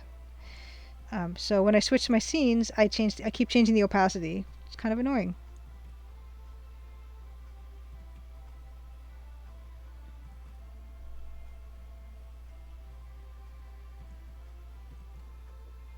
Yes. Oh, you manually click the scenes. You know, that's actually, if you're using Photoshop, it's probably better to do that. And that's what I'm starting to do. I'm going back to that now because of this whole problem I've been having with what the scenes are doing. And I could add green to this to give the idea that, you know, there's green, but oh yeah, we were also thinking about doing a ring of stones, right, to keep the fire in. Wasn't that something for fire safety we had to do? I think we discussed that last time. Jim Matt, welcome back. Love the fire highlights on the man's face, give a lot of dimension. Thank you. Yeah, we worked on that a bit last stream. Just even giving him a bit of a white edge to his beard and his hair. It's kind of amazing what can be accomplished with this palette.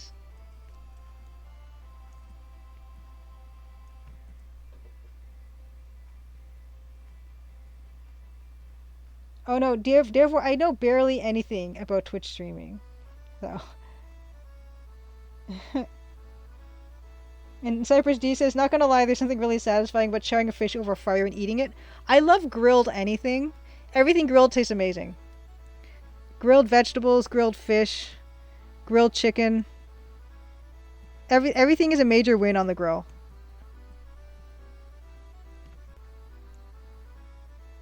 Aha, Fractal Mind Mike. So if you want to ask about pro streaming, Fractal Mind Mike is the pro. So direct any question about streaming to him.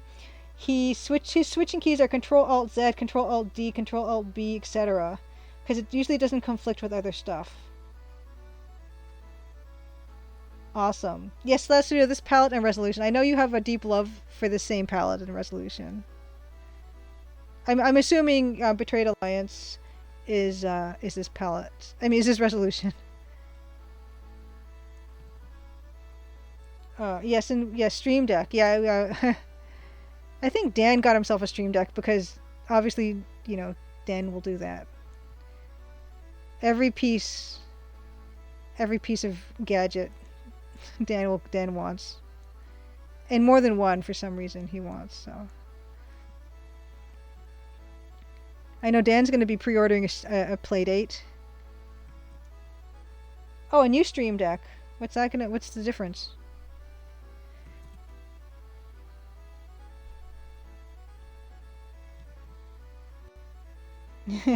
Yes, Dan likes toys. I like toys. Who doesn't like toys?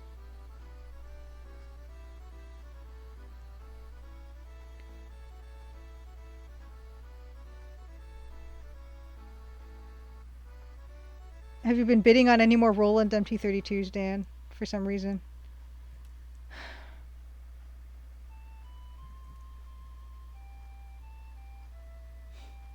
Our Stream Deck's using MIDI.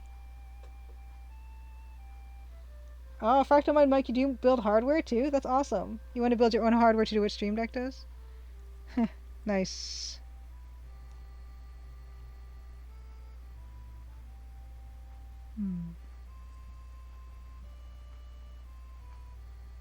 There we go. That's getting there, I think.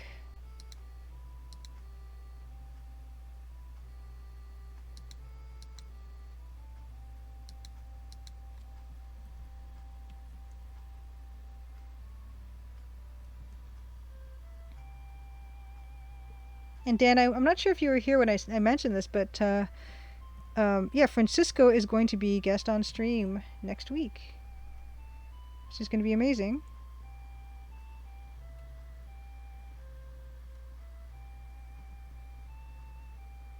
Oh, Davor bought equipment for pressure cooking resin dice to get all the bubbles out. Oh my gosh, I follow some people on Twitter that make the most amazing resin dice. They make stuff that looks like Kraft Dinner, macaroni and cheese, with polymer clay, and then they put that. So they'll make really realistic looking food with polymer clay, and then they'll do the whole resin dice thing, and it looks amazing.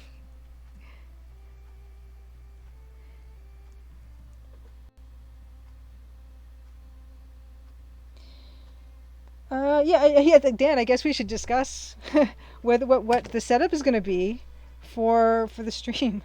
I was figuring it would be me and Francisco because it was hard enough to have two people on a stream, let alone three.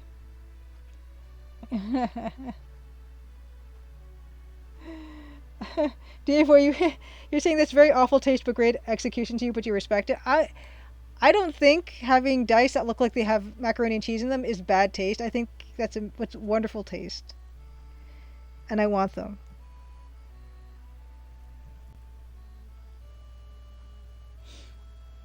But yeah, Dan, we can discuss what we're gonna do with that stream next week. Because I don't have anything set right now of what that's gonna look like.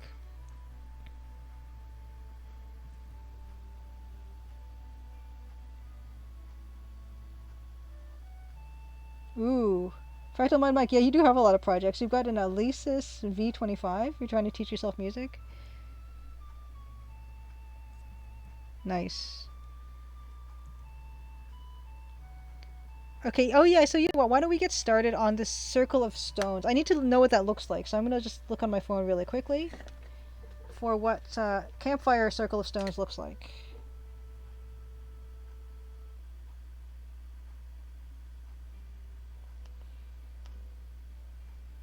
I just like food. I love realistic looking food. Made out of polymer clay or wax or anything. It's just something so beguiling about that.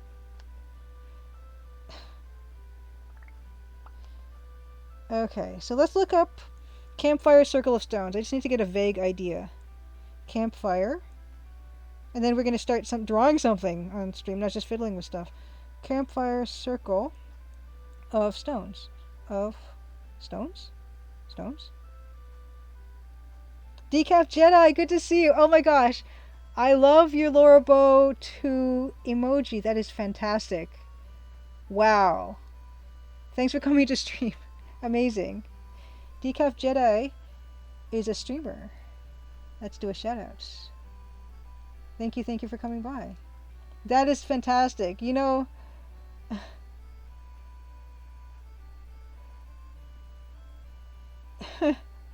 you're in the right place when um when people are raining down compliments on you for the most amazing emoji. Oh, thank you. I'm glad you like the scene, Decaf Jedi. So let's look out campfire circle of stones. Okay, yeah, I see one. Okay, that's definitely doable. Let's get on that. Just a Jeffy, good to see you. Where did these emojis come from? I guess, Decaf Jedi, did you do that yourself, that emoji? Let's do campfire rocks. Using gray. That's amazing that you did that. I love how clear it looks at that resolution. That's great. So I'm looking at the reference that I'm looking at for this campfire rocks. They're kind of all they're not like a uniform type of rock, which is nice. They're kind of all over the place.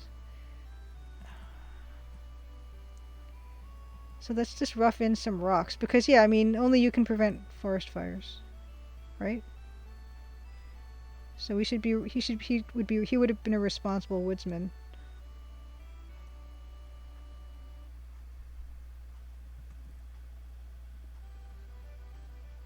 Yes, Dagger of Amon Ra eavesdropping Laura. I that game, yeah, I love the art direction of that game. It's very Art Deco. They did a lovely visual job with it. Wow, this is not looking good so far, but everything gets fixed. We'll fix it in post.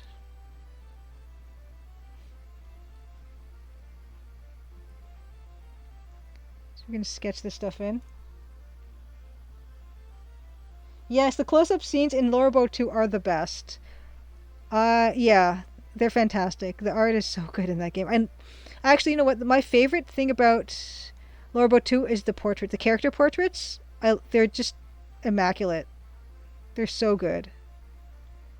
I think my favorite character portrait in Lorabo 2 is Wolf's. Wolf Heinrich. His portrait is really, really, really good. It's got all these different colors in it, and so it has this great effect.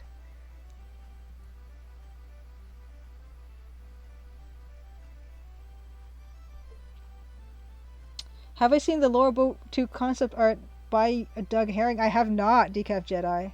Did he do concept art for that? Because I don't think he actually worked on the game, but did he do sort of preliminary stuff? If he did, I would love to see it, because I don't think I've seen that. That's amazing.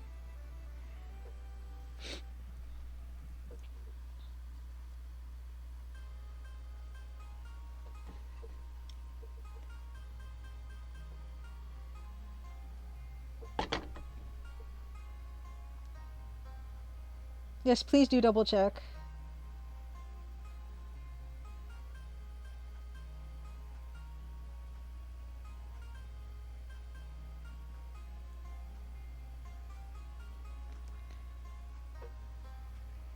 I love yeah, I love finding stuff like that.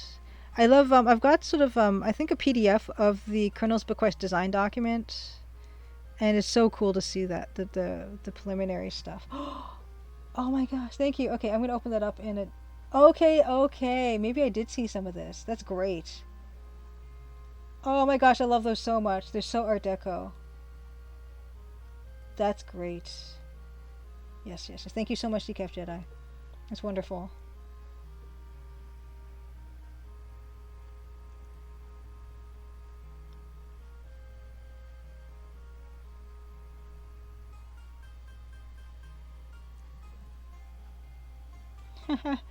Jim Matt says rocks are looking great, really grounding the fire pit. Thank you.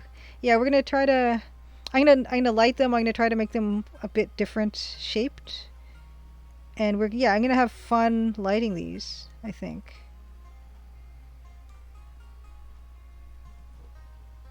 Yeah, Decaf Jedi. I love that art so much. It really looks like it was made in that era.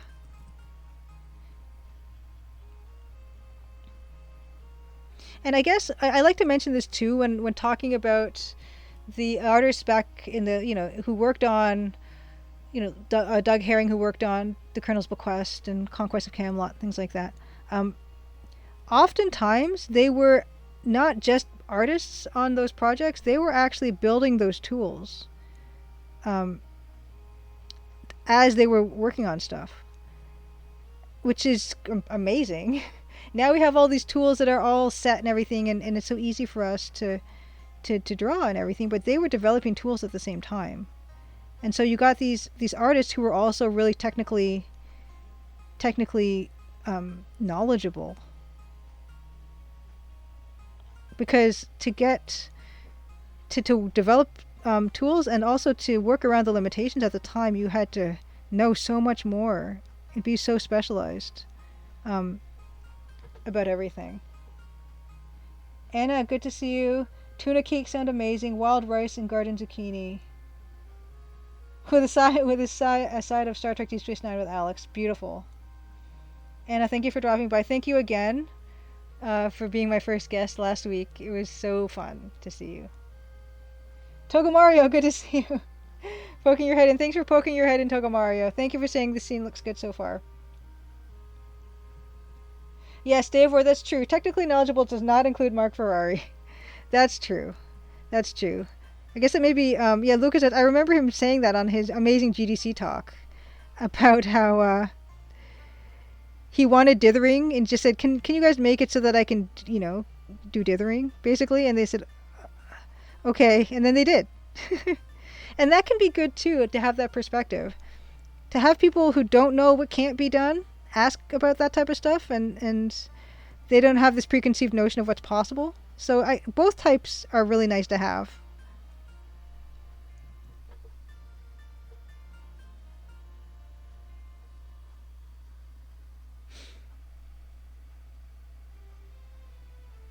But yeah, Doug was one of the ones who was super technically into it, and all of them, were classically trained artists.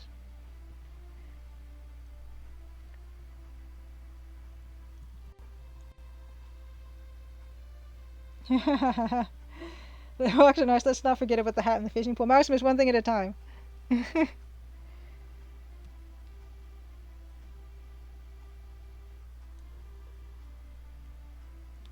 Well, this is a pretty piece. It's a pretty song.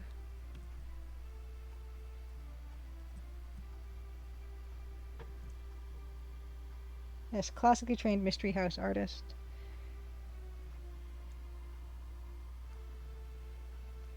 Hmm.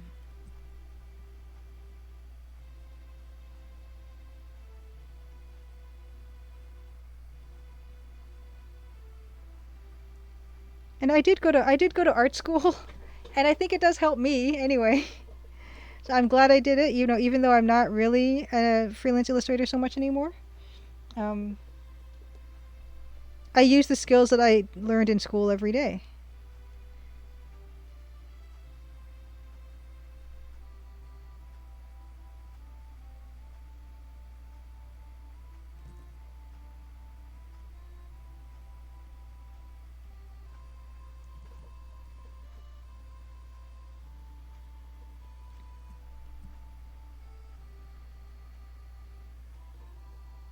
And now I guess what we're going to do some lighting along the top of these rocks.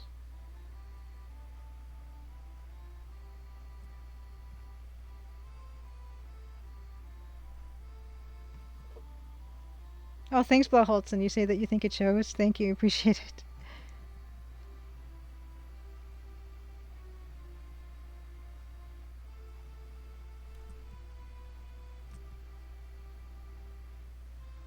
I'd like to think that in just about everything, effort is not wasted.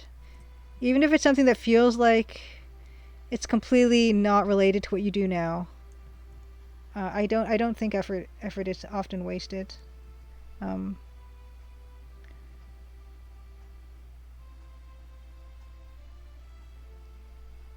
I guess as an example is yeah I did a lot of like math and science courses in high school and I worked really hard at them and I don't do anything at all related to those things anymore.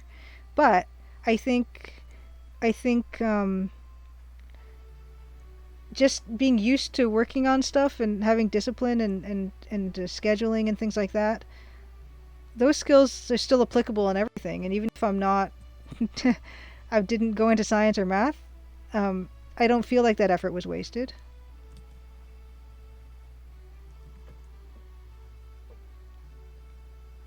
Yes, Maximus is also sort of the shadow problem. Exactly. It's beautiful. It's beautiful when you get two birds with one stone. And that's as close to a dad joke as I'm willing to go. And Togomario says, you never know when you'll be on Jeopardy, the Escobar color theory. Ah. Yes, the rocks really are adding to the piece. Yeah, for sure. So I'm glad, thank you, chat, for suggesting it.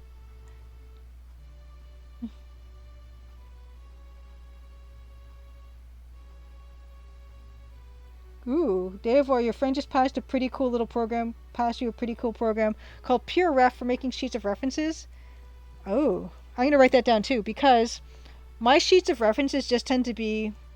I'll do them in Photoshop where I'll have a bunch of photos and then I'll stick them on one sheet of 11 by 17, 8.5 by 11 paper in Photoshop and just resize everything. So there's an actual program for this. Pure Ref. Pure Ref program. Interesting. And Maximus again with a dad joke. The fisherman does strike me as a classic rock fan. Thank you. Hmm.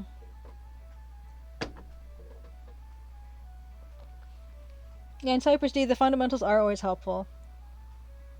Yeah. And stuff like color and all that stuff. Yeah, all color theory, etc. Those things are handy.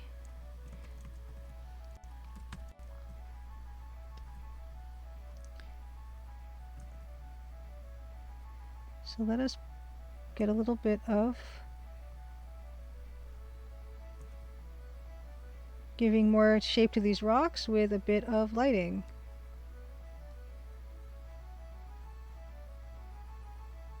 And I might do some dithering for these eventually. And also I'll do a bit of yellow on the tops of them, I think. Good night, Slash Studio. Thanks for hanging out. It's good to see you.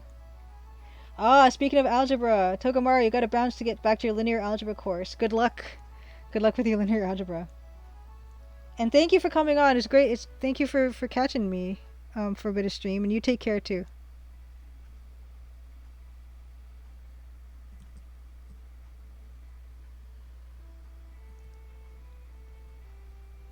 And I did put this lighting on a separate layer in case I don't like what I'm doing. So there's always a risk of that. I need to double this up so that I can put a bit of um, the yellow on there, I think. And hopefully this will look okay.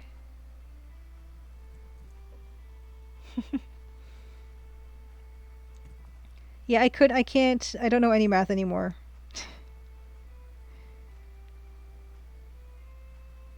And that's okay.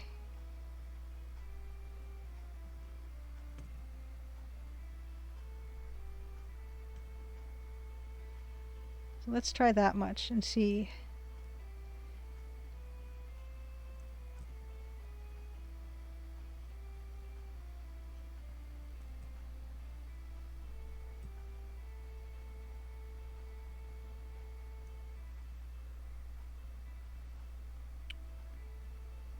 And we might be able to do a fun lighting effect thing on this.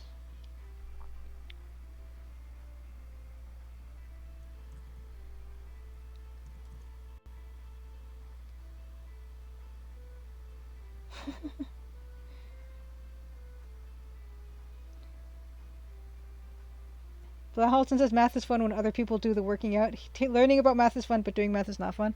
I don't find any aspect of math fun.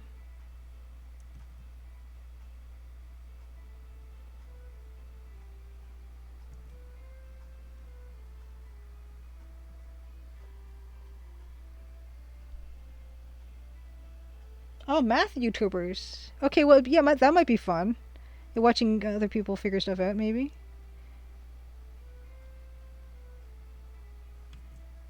Possibly.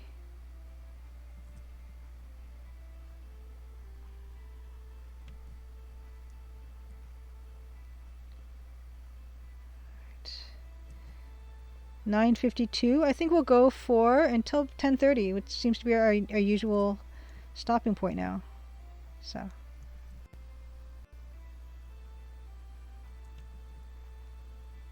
Matt Parker is a math YouTuber. Yeah, second at cow. We flipped.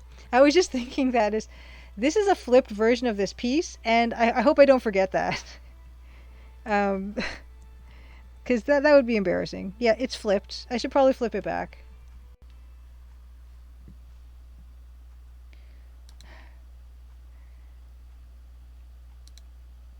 There we go. Yeah. It's not a huge loss if I completely forgot to flip it, but it would just be funny.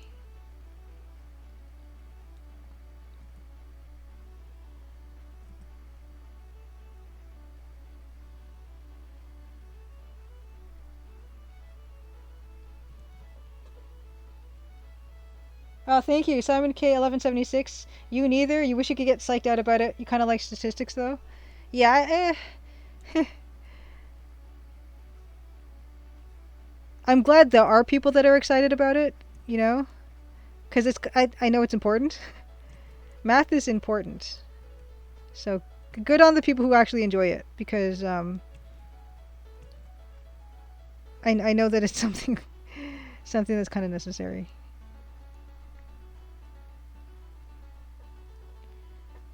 No, this is not right. That is not right.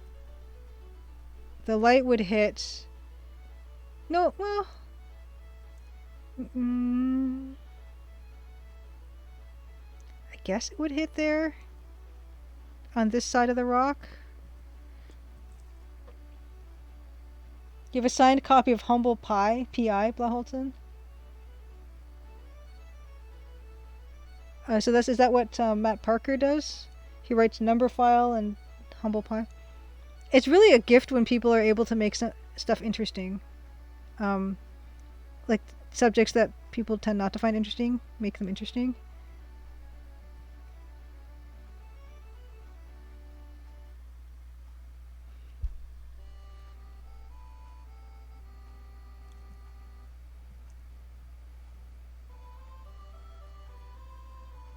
Uh-oh. I don't know what that should look like.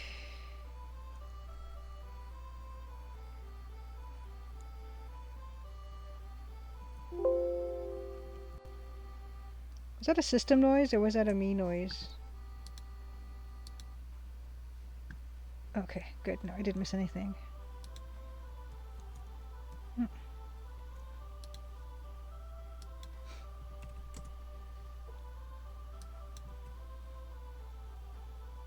Okay, Matt Parker has his own channel called Stand Up Maths, but he also appears as a guest on Numberphile.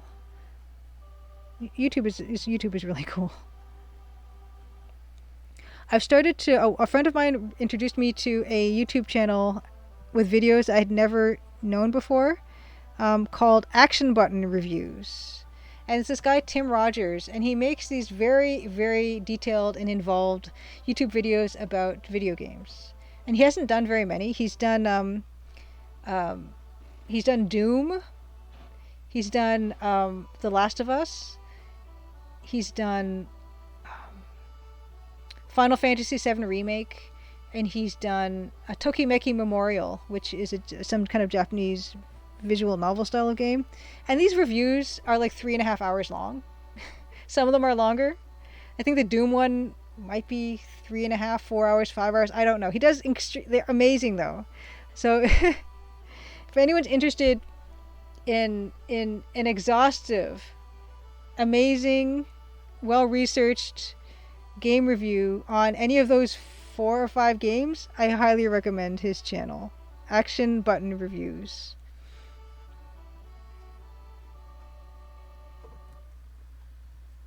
Yes, and Summoning Salt, I really enjoy watching the speedruns and the speedrun analysis and the breakdown of those.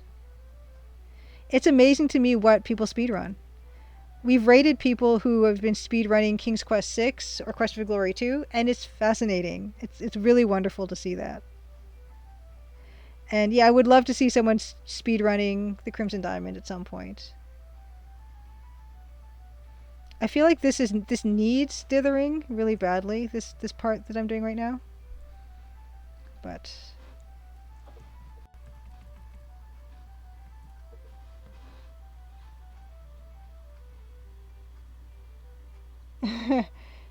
Dave asks, have you seen Watch for Rolling Rocks and 0.5 A presses? No, I don't. I'm not sure what you mean.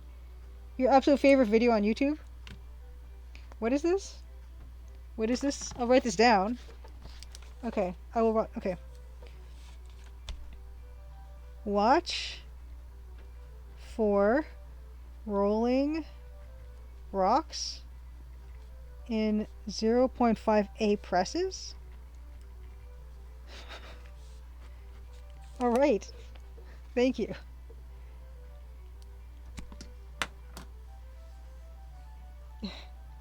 This video became an absolute meme and is utterly fantastic. Ooh, I'm not sure what my favorite YouTube video is, come to think of it.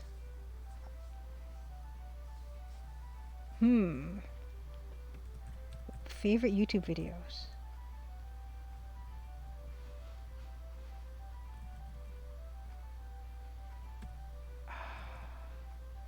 Do I want to do yellow and red on these rocks? Let me try that and see what it looks like.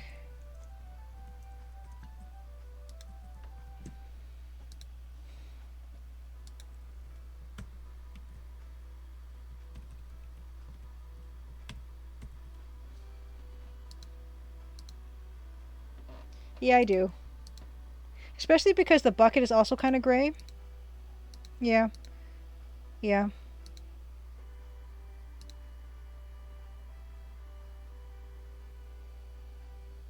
Blahalton, I've never been able to pick a favorite anything. Yeah, you guys have seen me over the weeks try to pick what my favorite kind of mineral is. I'm just not good at it either.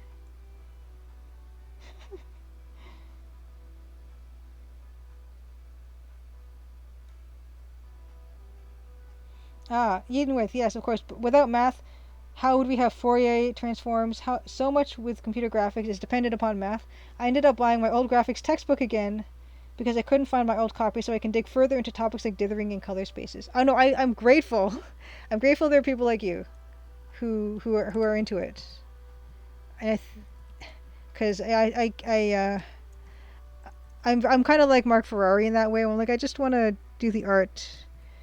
Show me how to do dithering. Is that too much layering of color if I do it this way? Only one way to find out.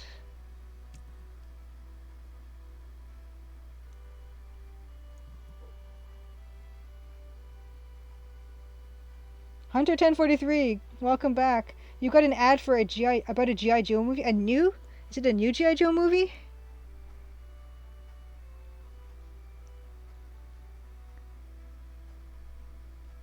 Are they making new GI Joe movies?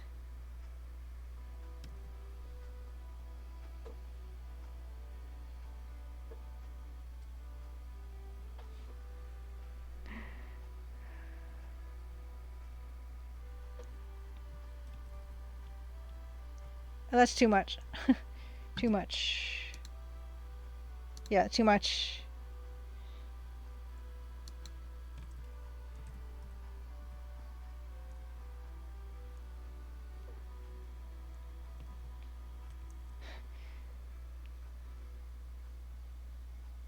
Yes, I love the dub, the film dubs of the PSAs for GI Joe. They did a GI Joe movie, didn't they? Because I think I kind of saw bits of it. It had Channing Tatum in it, among others.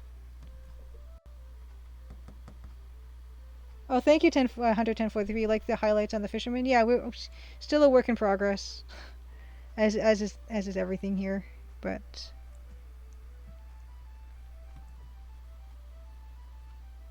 oh, Mosmes with a Bachelor of Science in Maths. Nice. Yeah, those dubs of the GI Joe, um, they are wonderful. The internet is a wonderful, magical place.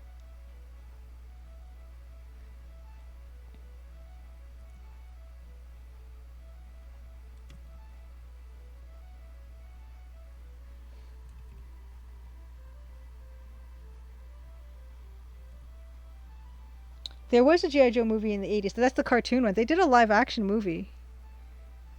Um, and that's all I can tell you about it. Except I did think that Channing Tatum was in it. That's all I have for you. And the GI Joe movie, the animated movie, it was really good. At least it was at the time. I haven't seen it since.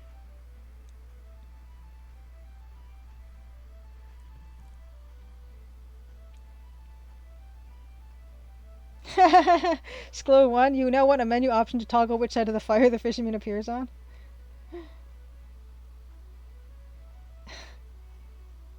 11043, you saw The Third Man recently. Vienna is a beautiful city with much art. Or at least it was in 1949. I'd love to go to Vienna. Florence was the college trip for art school that I did not go to. I don't. It was like an optional thing, but they went to Florence because Florence is a real hub for art.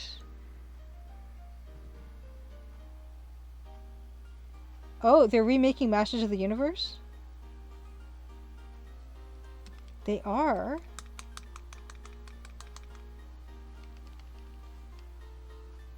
Yeah, 11043 Italy, a good choice. All Ninja Turtles are from there.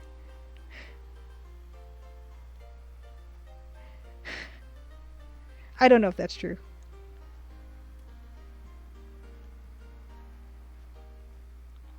And I haven't been to France. I'd like to go to France. You know what we can do? Is we can bring back a little bit of that idea of the subtly bring back that idea. So we can make this blue almost like a shadow. But it only extends as far as the edge of the stone ring. The Louvre. Skeletor is probably the funnest character in all of He-Man.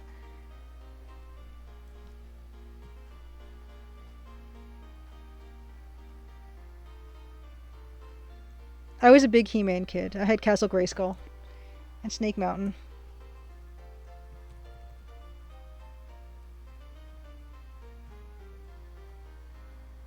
Yay, just a Jeffrey, you too? Yeah.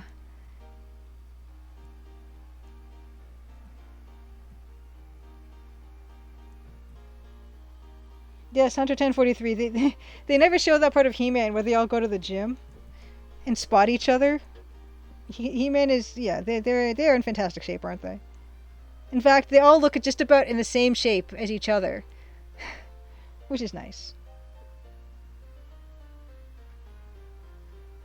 They can all borrow each other's clothes.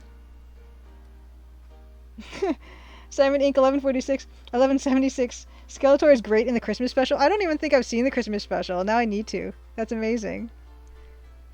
The fact that there's a Christmas special, it's Eternia. It's a completely different place, a completely different planet as far as I know. Why would they have Christmas?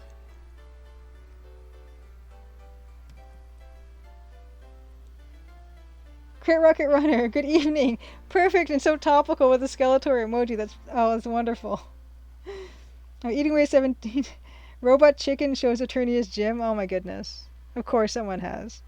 That's amazing.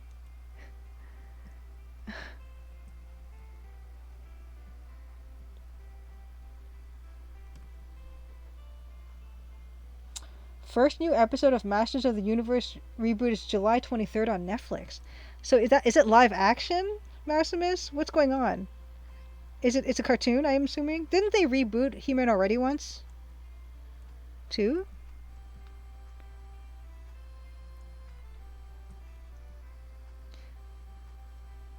Still cartoon, okay. There's He-Man and She-Ra's Christmas special as well. The She-Ra cartoon is really cute on Netflix. Of course I was big on She-Ra as well when that came out.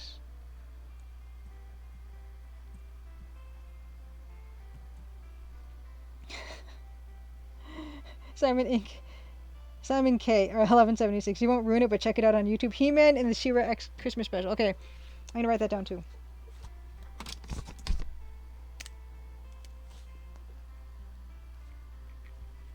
He-Man and She-Ra.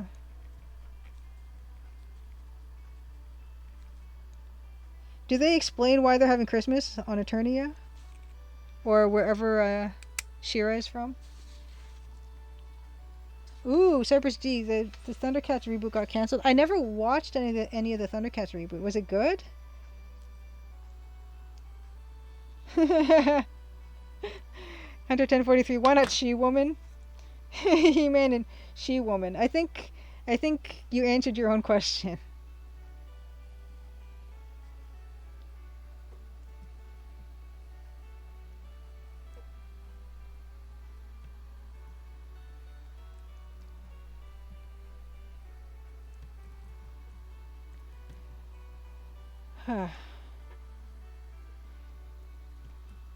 Not bad. Okay, I am really hungry though, so I'm gonna have to take a snack break. One moment. Ooh, Crit Rocket Runner. Oh my gosh, you got Merman. This is your last He-Man emote? I love it.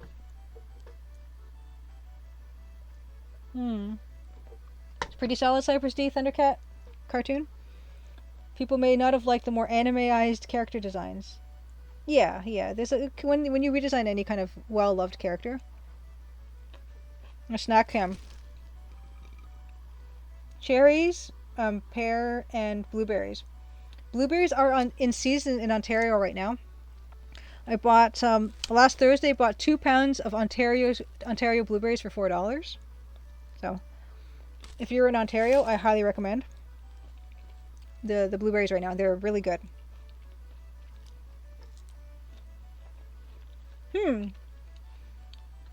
Oh wow, Simon K1176. There are kids in the He-Man Christmas special or the He-Man Christmas special that explain the meaning of Christmas to Skeletor, and it's great. That's a real head scratcher. Yes, and blueberry muffins. I haven't had a blueberry muffin in ages. They do that mix where they have those little bits that aren't really blueberry, that are super purple.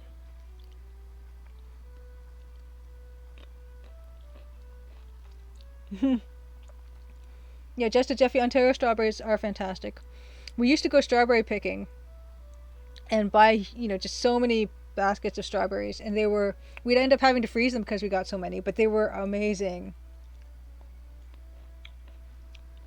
Yeah. And you can watch them go bad.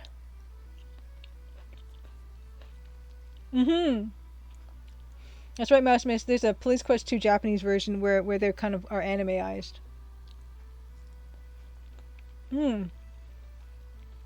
Eating away 17. You had blueberry muffins for supper. They were great.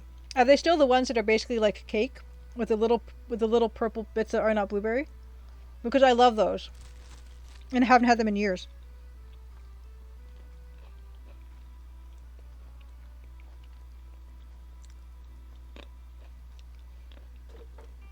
Let me know if the sound of eating is just awful right now.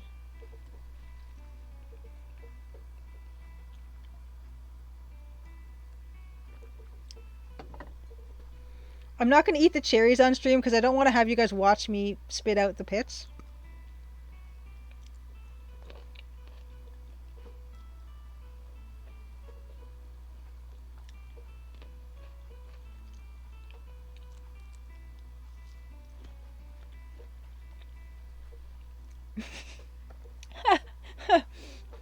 11043 says I'm a very dignified eater. Maybe it helps that I'm watching myself do it.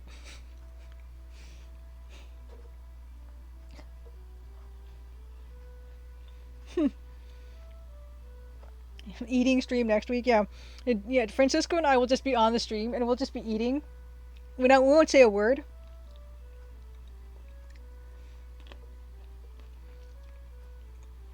That's something that I learned about recently. Well, not recently. I think I was kind of aware of it, but watching Tim Rogers with his action button reviews, he said that he's one of these people who is really um doesn't like hearing the sound of people eating. It really grosses him out.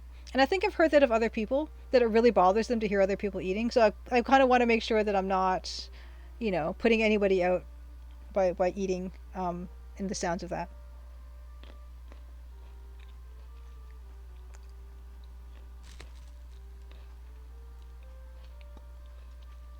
Hmm.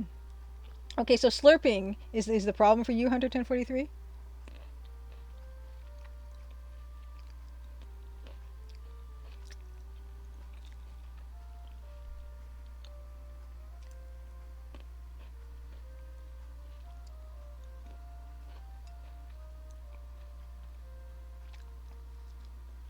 Mm-hmm. We'll figure something out for Francisco and I to do.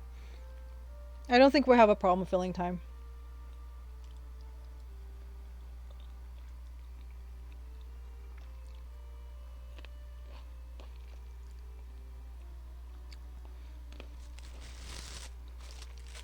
Okay. No speed painting? That would be funny. Okay, thank you. I just needed a little something to tide me over. We're nearly finished. We're done at 10:30. We're gonna find someone to raid, and so start thinking. If anyone has any ideas of where we want to go at 10:30, start thinking about it now. Or we could do something random. It would be really cool to have another artist on here and just paint like an EGA background, and have it look, you know, um, not polished is the nice way to put that.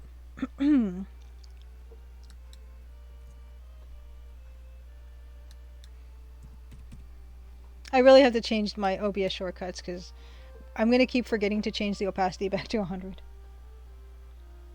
Ooh, okay. Maximus got someone 1Geek411 playing Modern King's Quest. Ooh, and 11043, you're inspired to do VGA art.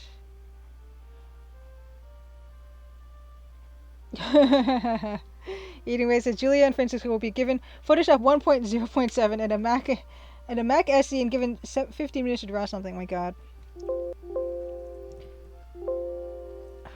Why is the system sound doing that? Okay.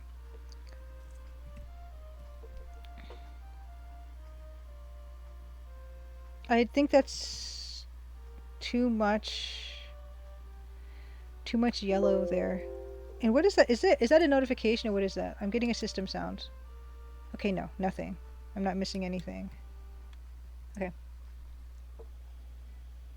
Oh, I see blowholes and the opacity thing happened to you? Yep.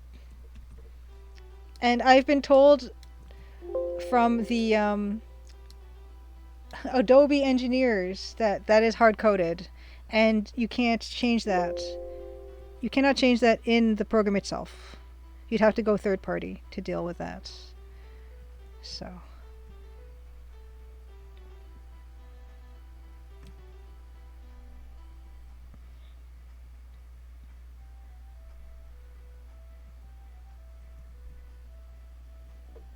time for a new keyboard. Maybe mine is wireless. Mine's a Bluetooth keyboard, um, and I like it quite a bit.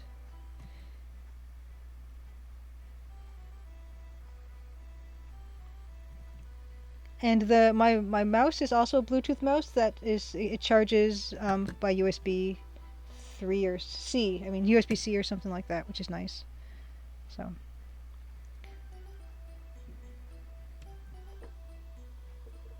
I have this. I have a friend who's really into keyboards, and he scoffed at my keyboard.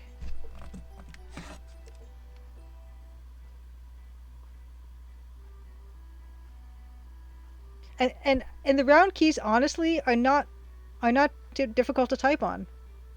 This is a very well reviewed keyboard, and so I was not afraid of the fact that the keys were round, and they're kind of cute, right?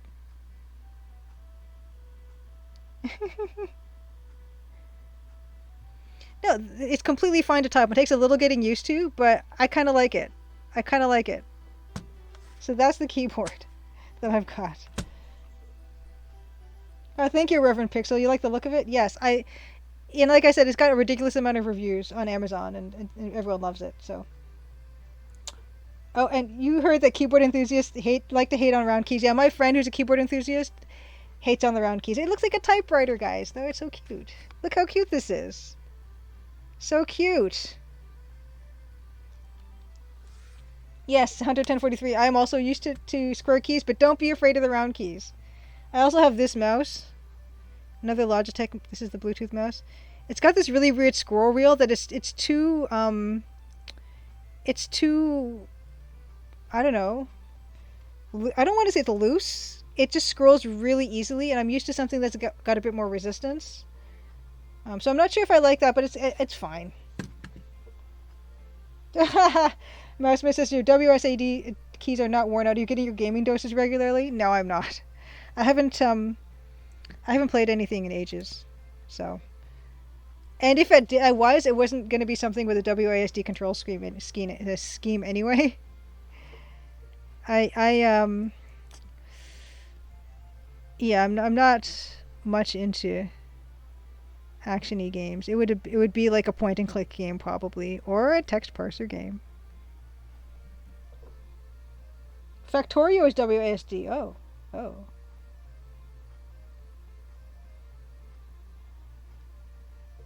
And yeah, Cypress D, interesting point. Round keys sound much easier to clean between the keys. Yeah, and I feel like that's actually a selling point I had not even considered. Yeah, there are beautiful gaps between these keys, and there's not a matter of stuff is not going to get underneath too much.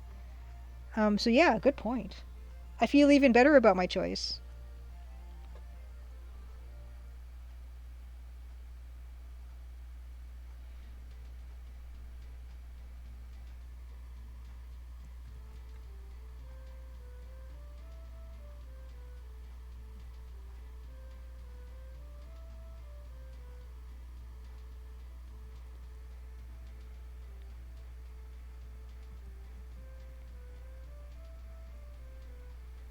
Because there's that chore that is kind of necessary sometimes with your regular old square keys where you got to take the butter knife and flip them off the switch and clean out all the stuff that accumulates. So hopefully I don't have that problem with this.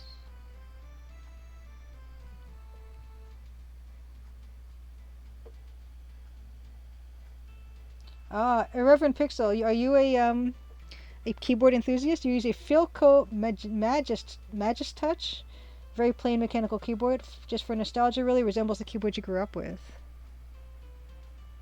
Ah. Is it putty colored?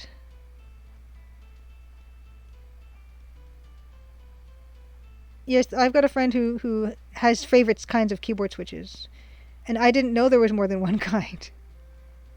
What's everyone's favorite kind of keyboard switch?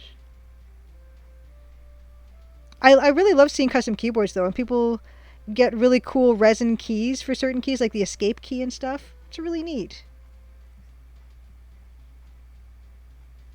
And, you know, it's something you touch every day, you look at every day, so why not want something that's beautiful? Ah, Blaholzen has a little cherry compact, which also looks kind of retro. Nice. I don't even know. I mean, I know Dan is a keyboard enthusiast, but I don't know if he's a computer keyboard enthusiast or just a musical. Cherry MX Brown, Dan the band says. Dan, do you like? So yeah, are you into the keyboards beyond the music keyboards? Yeah, 11043. I know nothing about computers.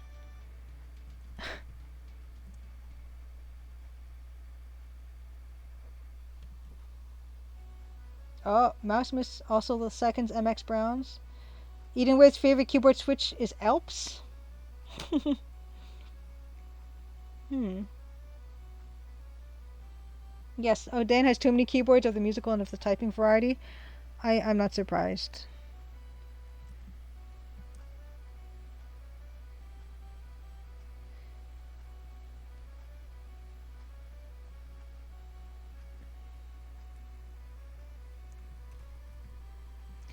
Yeah, this solves that problem very nicely.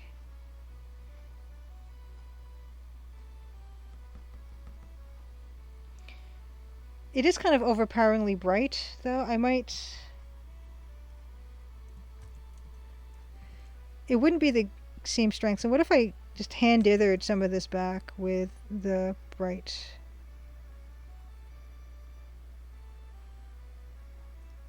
Why isn't anything happening?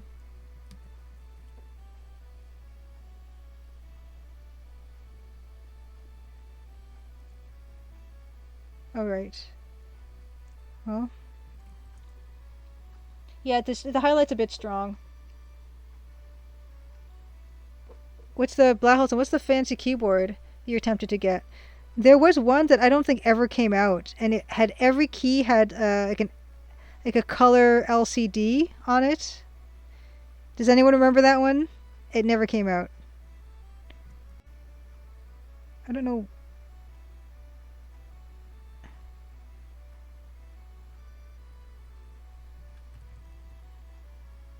Hmm. Maybe a bit of throwing a bit of dither on that will do it some good. I should have put that on a separate layer. Oh, did I? Oh, that was smart. Okay.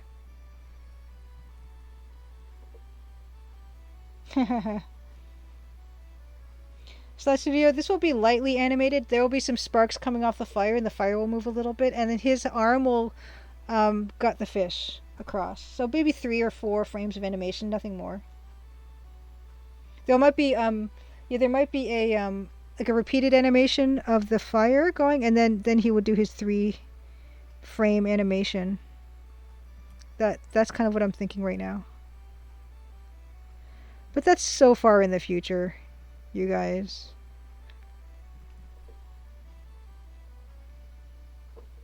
Yeah, and 11043, yeah, it's I think I do tend to make it pretty obvious the resolution that this is.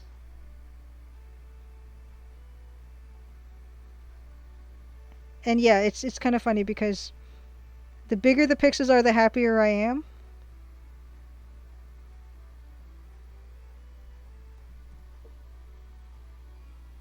Yeah, and my keyboard that I've got right now does not have the numpad. I don't really need it.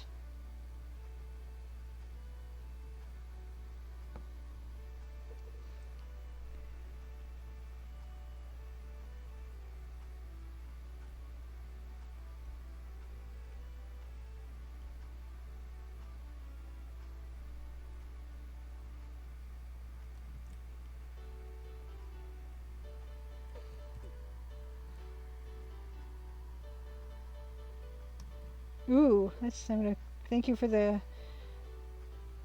link to the keyboard, Mousemas or Blaholzen. Ooh, ooh, I like those. Oh, it's beautiful putty. It's that beautiful putty color that we all know and love from retro keyboards. Blaholzen, thank you.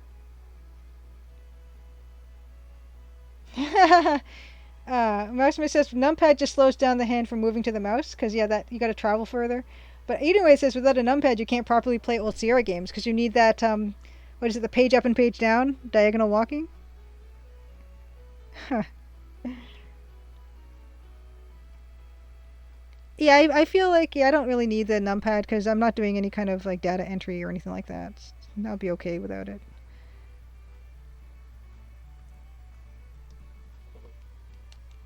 You just gotta navigate those Sierra stairs.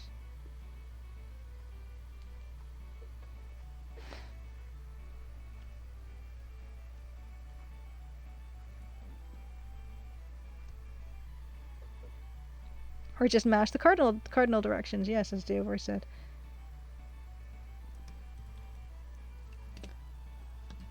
Yeah, I feel better.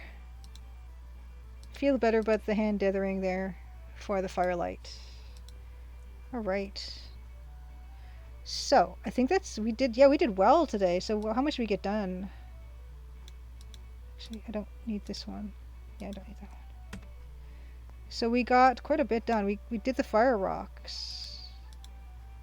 Yeah, so we did this, this, that, and that. Yeah, good. Good, good. Yes, yes, 110.43. Yes, we did a good job. Good job, everyone. Yes. Good job, everyone. Fantastic. Fantastic. Yeah, no, we got a lot done tonight. Um, I guess, having Dan away for so many weeks, we just really got some momentum here, Yes, great work, team. So here's the time where we discuss about the rating situation. And let me just open up Twitch on my computer. Give me a second. Twitch on my... And mute this tab. Twitch. Okay. Twitch TV. Okay.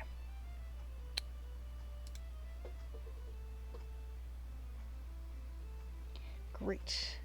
Okay, so we had some suggestions. We had a suggestion way up earlier, and now I'm gonna scroll.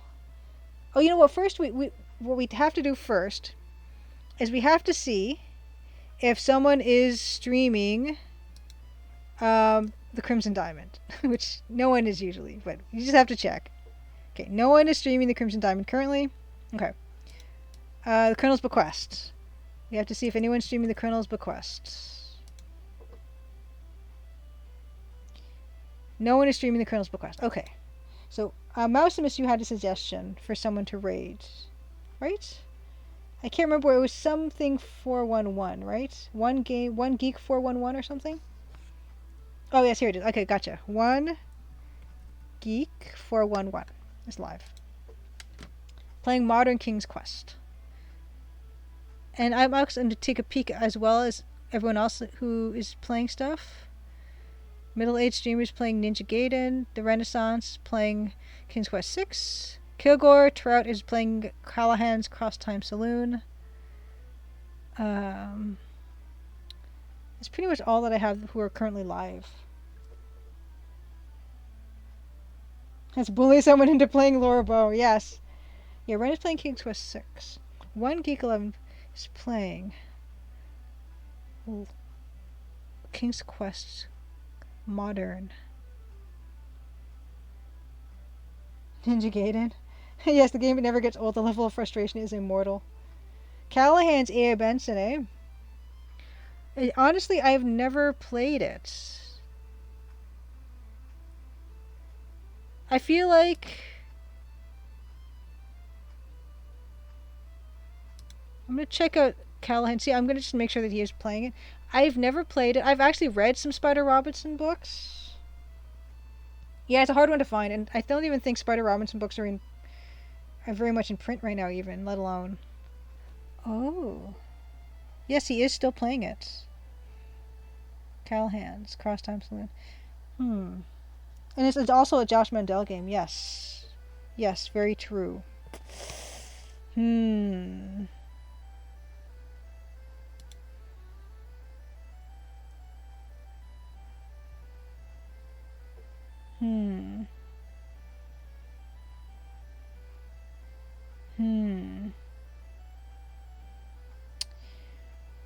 What to do? What to do? I think.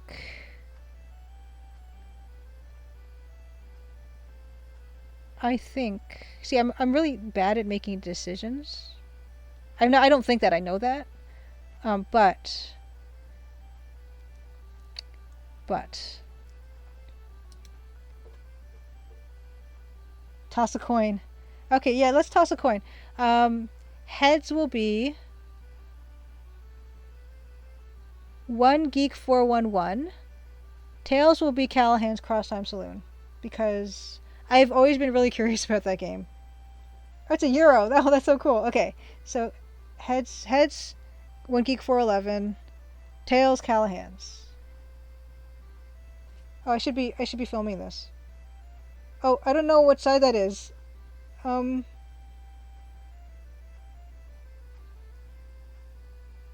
What? The side that says €1, is that the head or the tail? Help. Can I choose what kind of coin it is? I don't... Oh, okay, so the bird is the tail. Okay, so it was head. Okay, bird is tail. Okay. Oh my gosh. I'm embarrassed a little bit. Okay, yeah, so we got heads, so it was 1Geek411. Okay. Okay. Oh dear. Okay, so we're going to raid one Geek411, and the raid message will be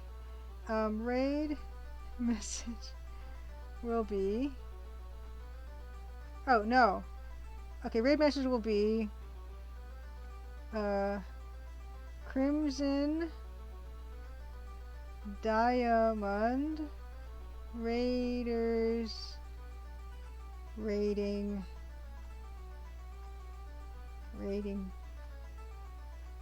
I hope that's okay. Okay? I hope that's okay. Okay. Okay, so our raid message is Crimson Diamond's Raiders rating. I hope that's okay. That's what we're going with. Okay. I'm going to set this up to raid. Next week, we're going to have Francisco Gonzalez of Grindeslov Games, currently developing Rosewater, as our special guest. We'll figure something out. I don't know what the format's going to be, and we'll figure that out. Did I do that right? Yes. Great. Wonderful. Okay. That's everyone? Is that everyone? Is everyone on the bus?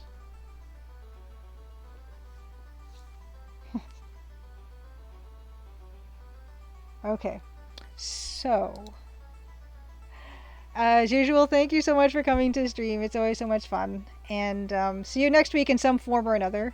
And yeah, thanks for helping me be super productive today. And it's always a good time. So let's get this on. Oh, well, 24 now. I'll wait for it to run down because I just looked at how many viewers there are, and we have a few more who might want to jump in. So yes, Dan, thank you for coming into chat and helping people know that I did not fire you. You know, to dispel any rumors. Yes, high fives all around. Oh no, Dan, you're not supposed to say that in public that I fired you. The public thing we were going to do is say that we didn't fire you and then say that it was a mutual thing, right? Come on. Okay, bye.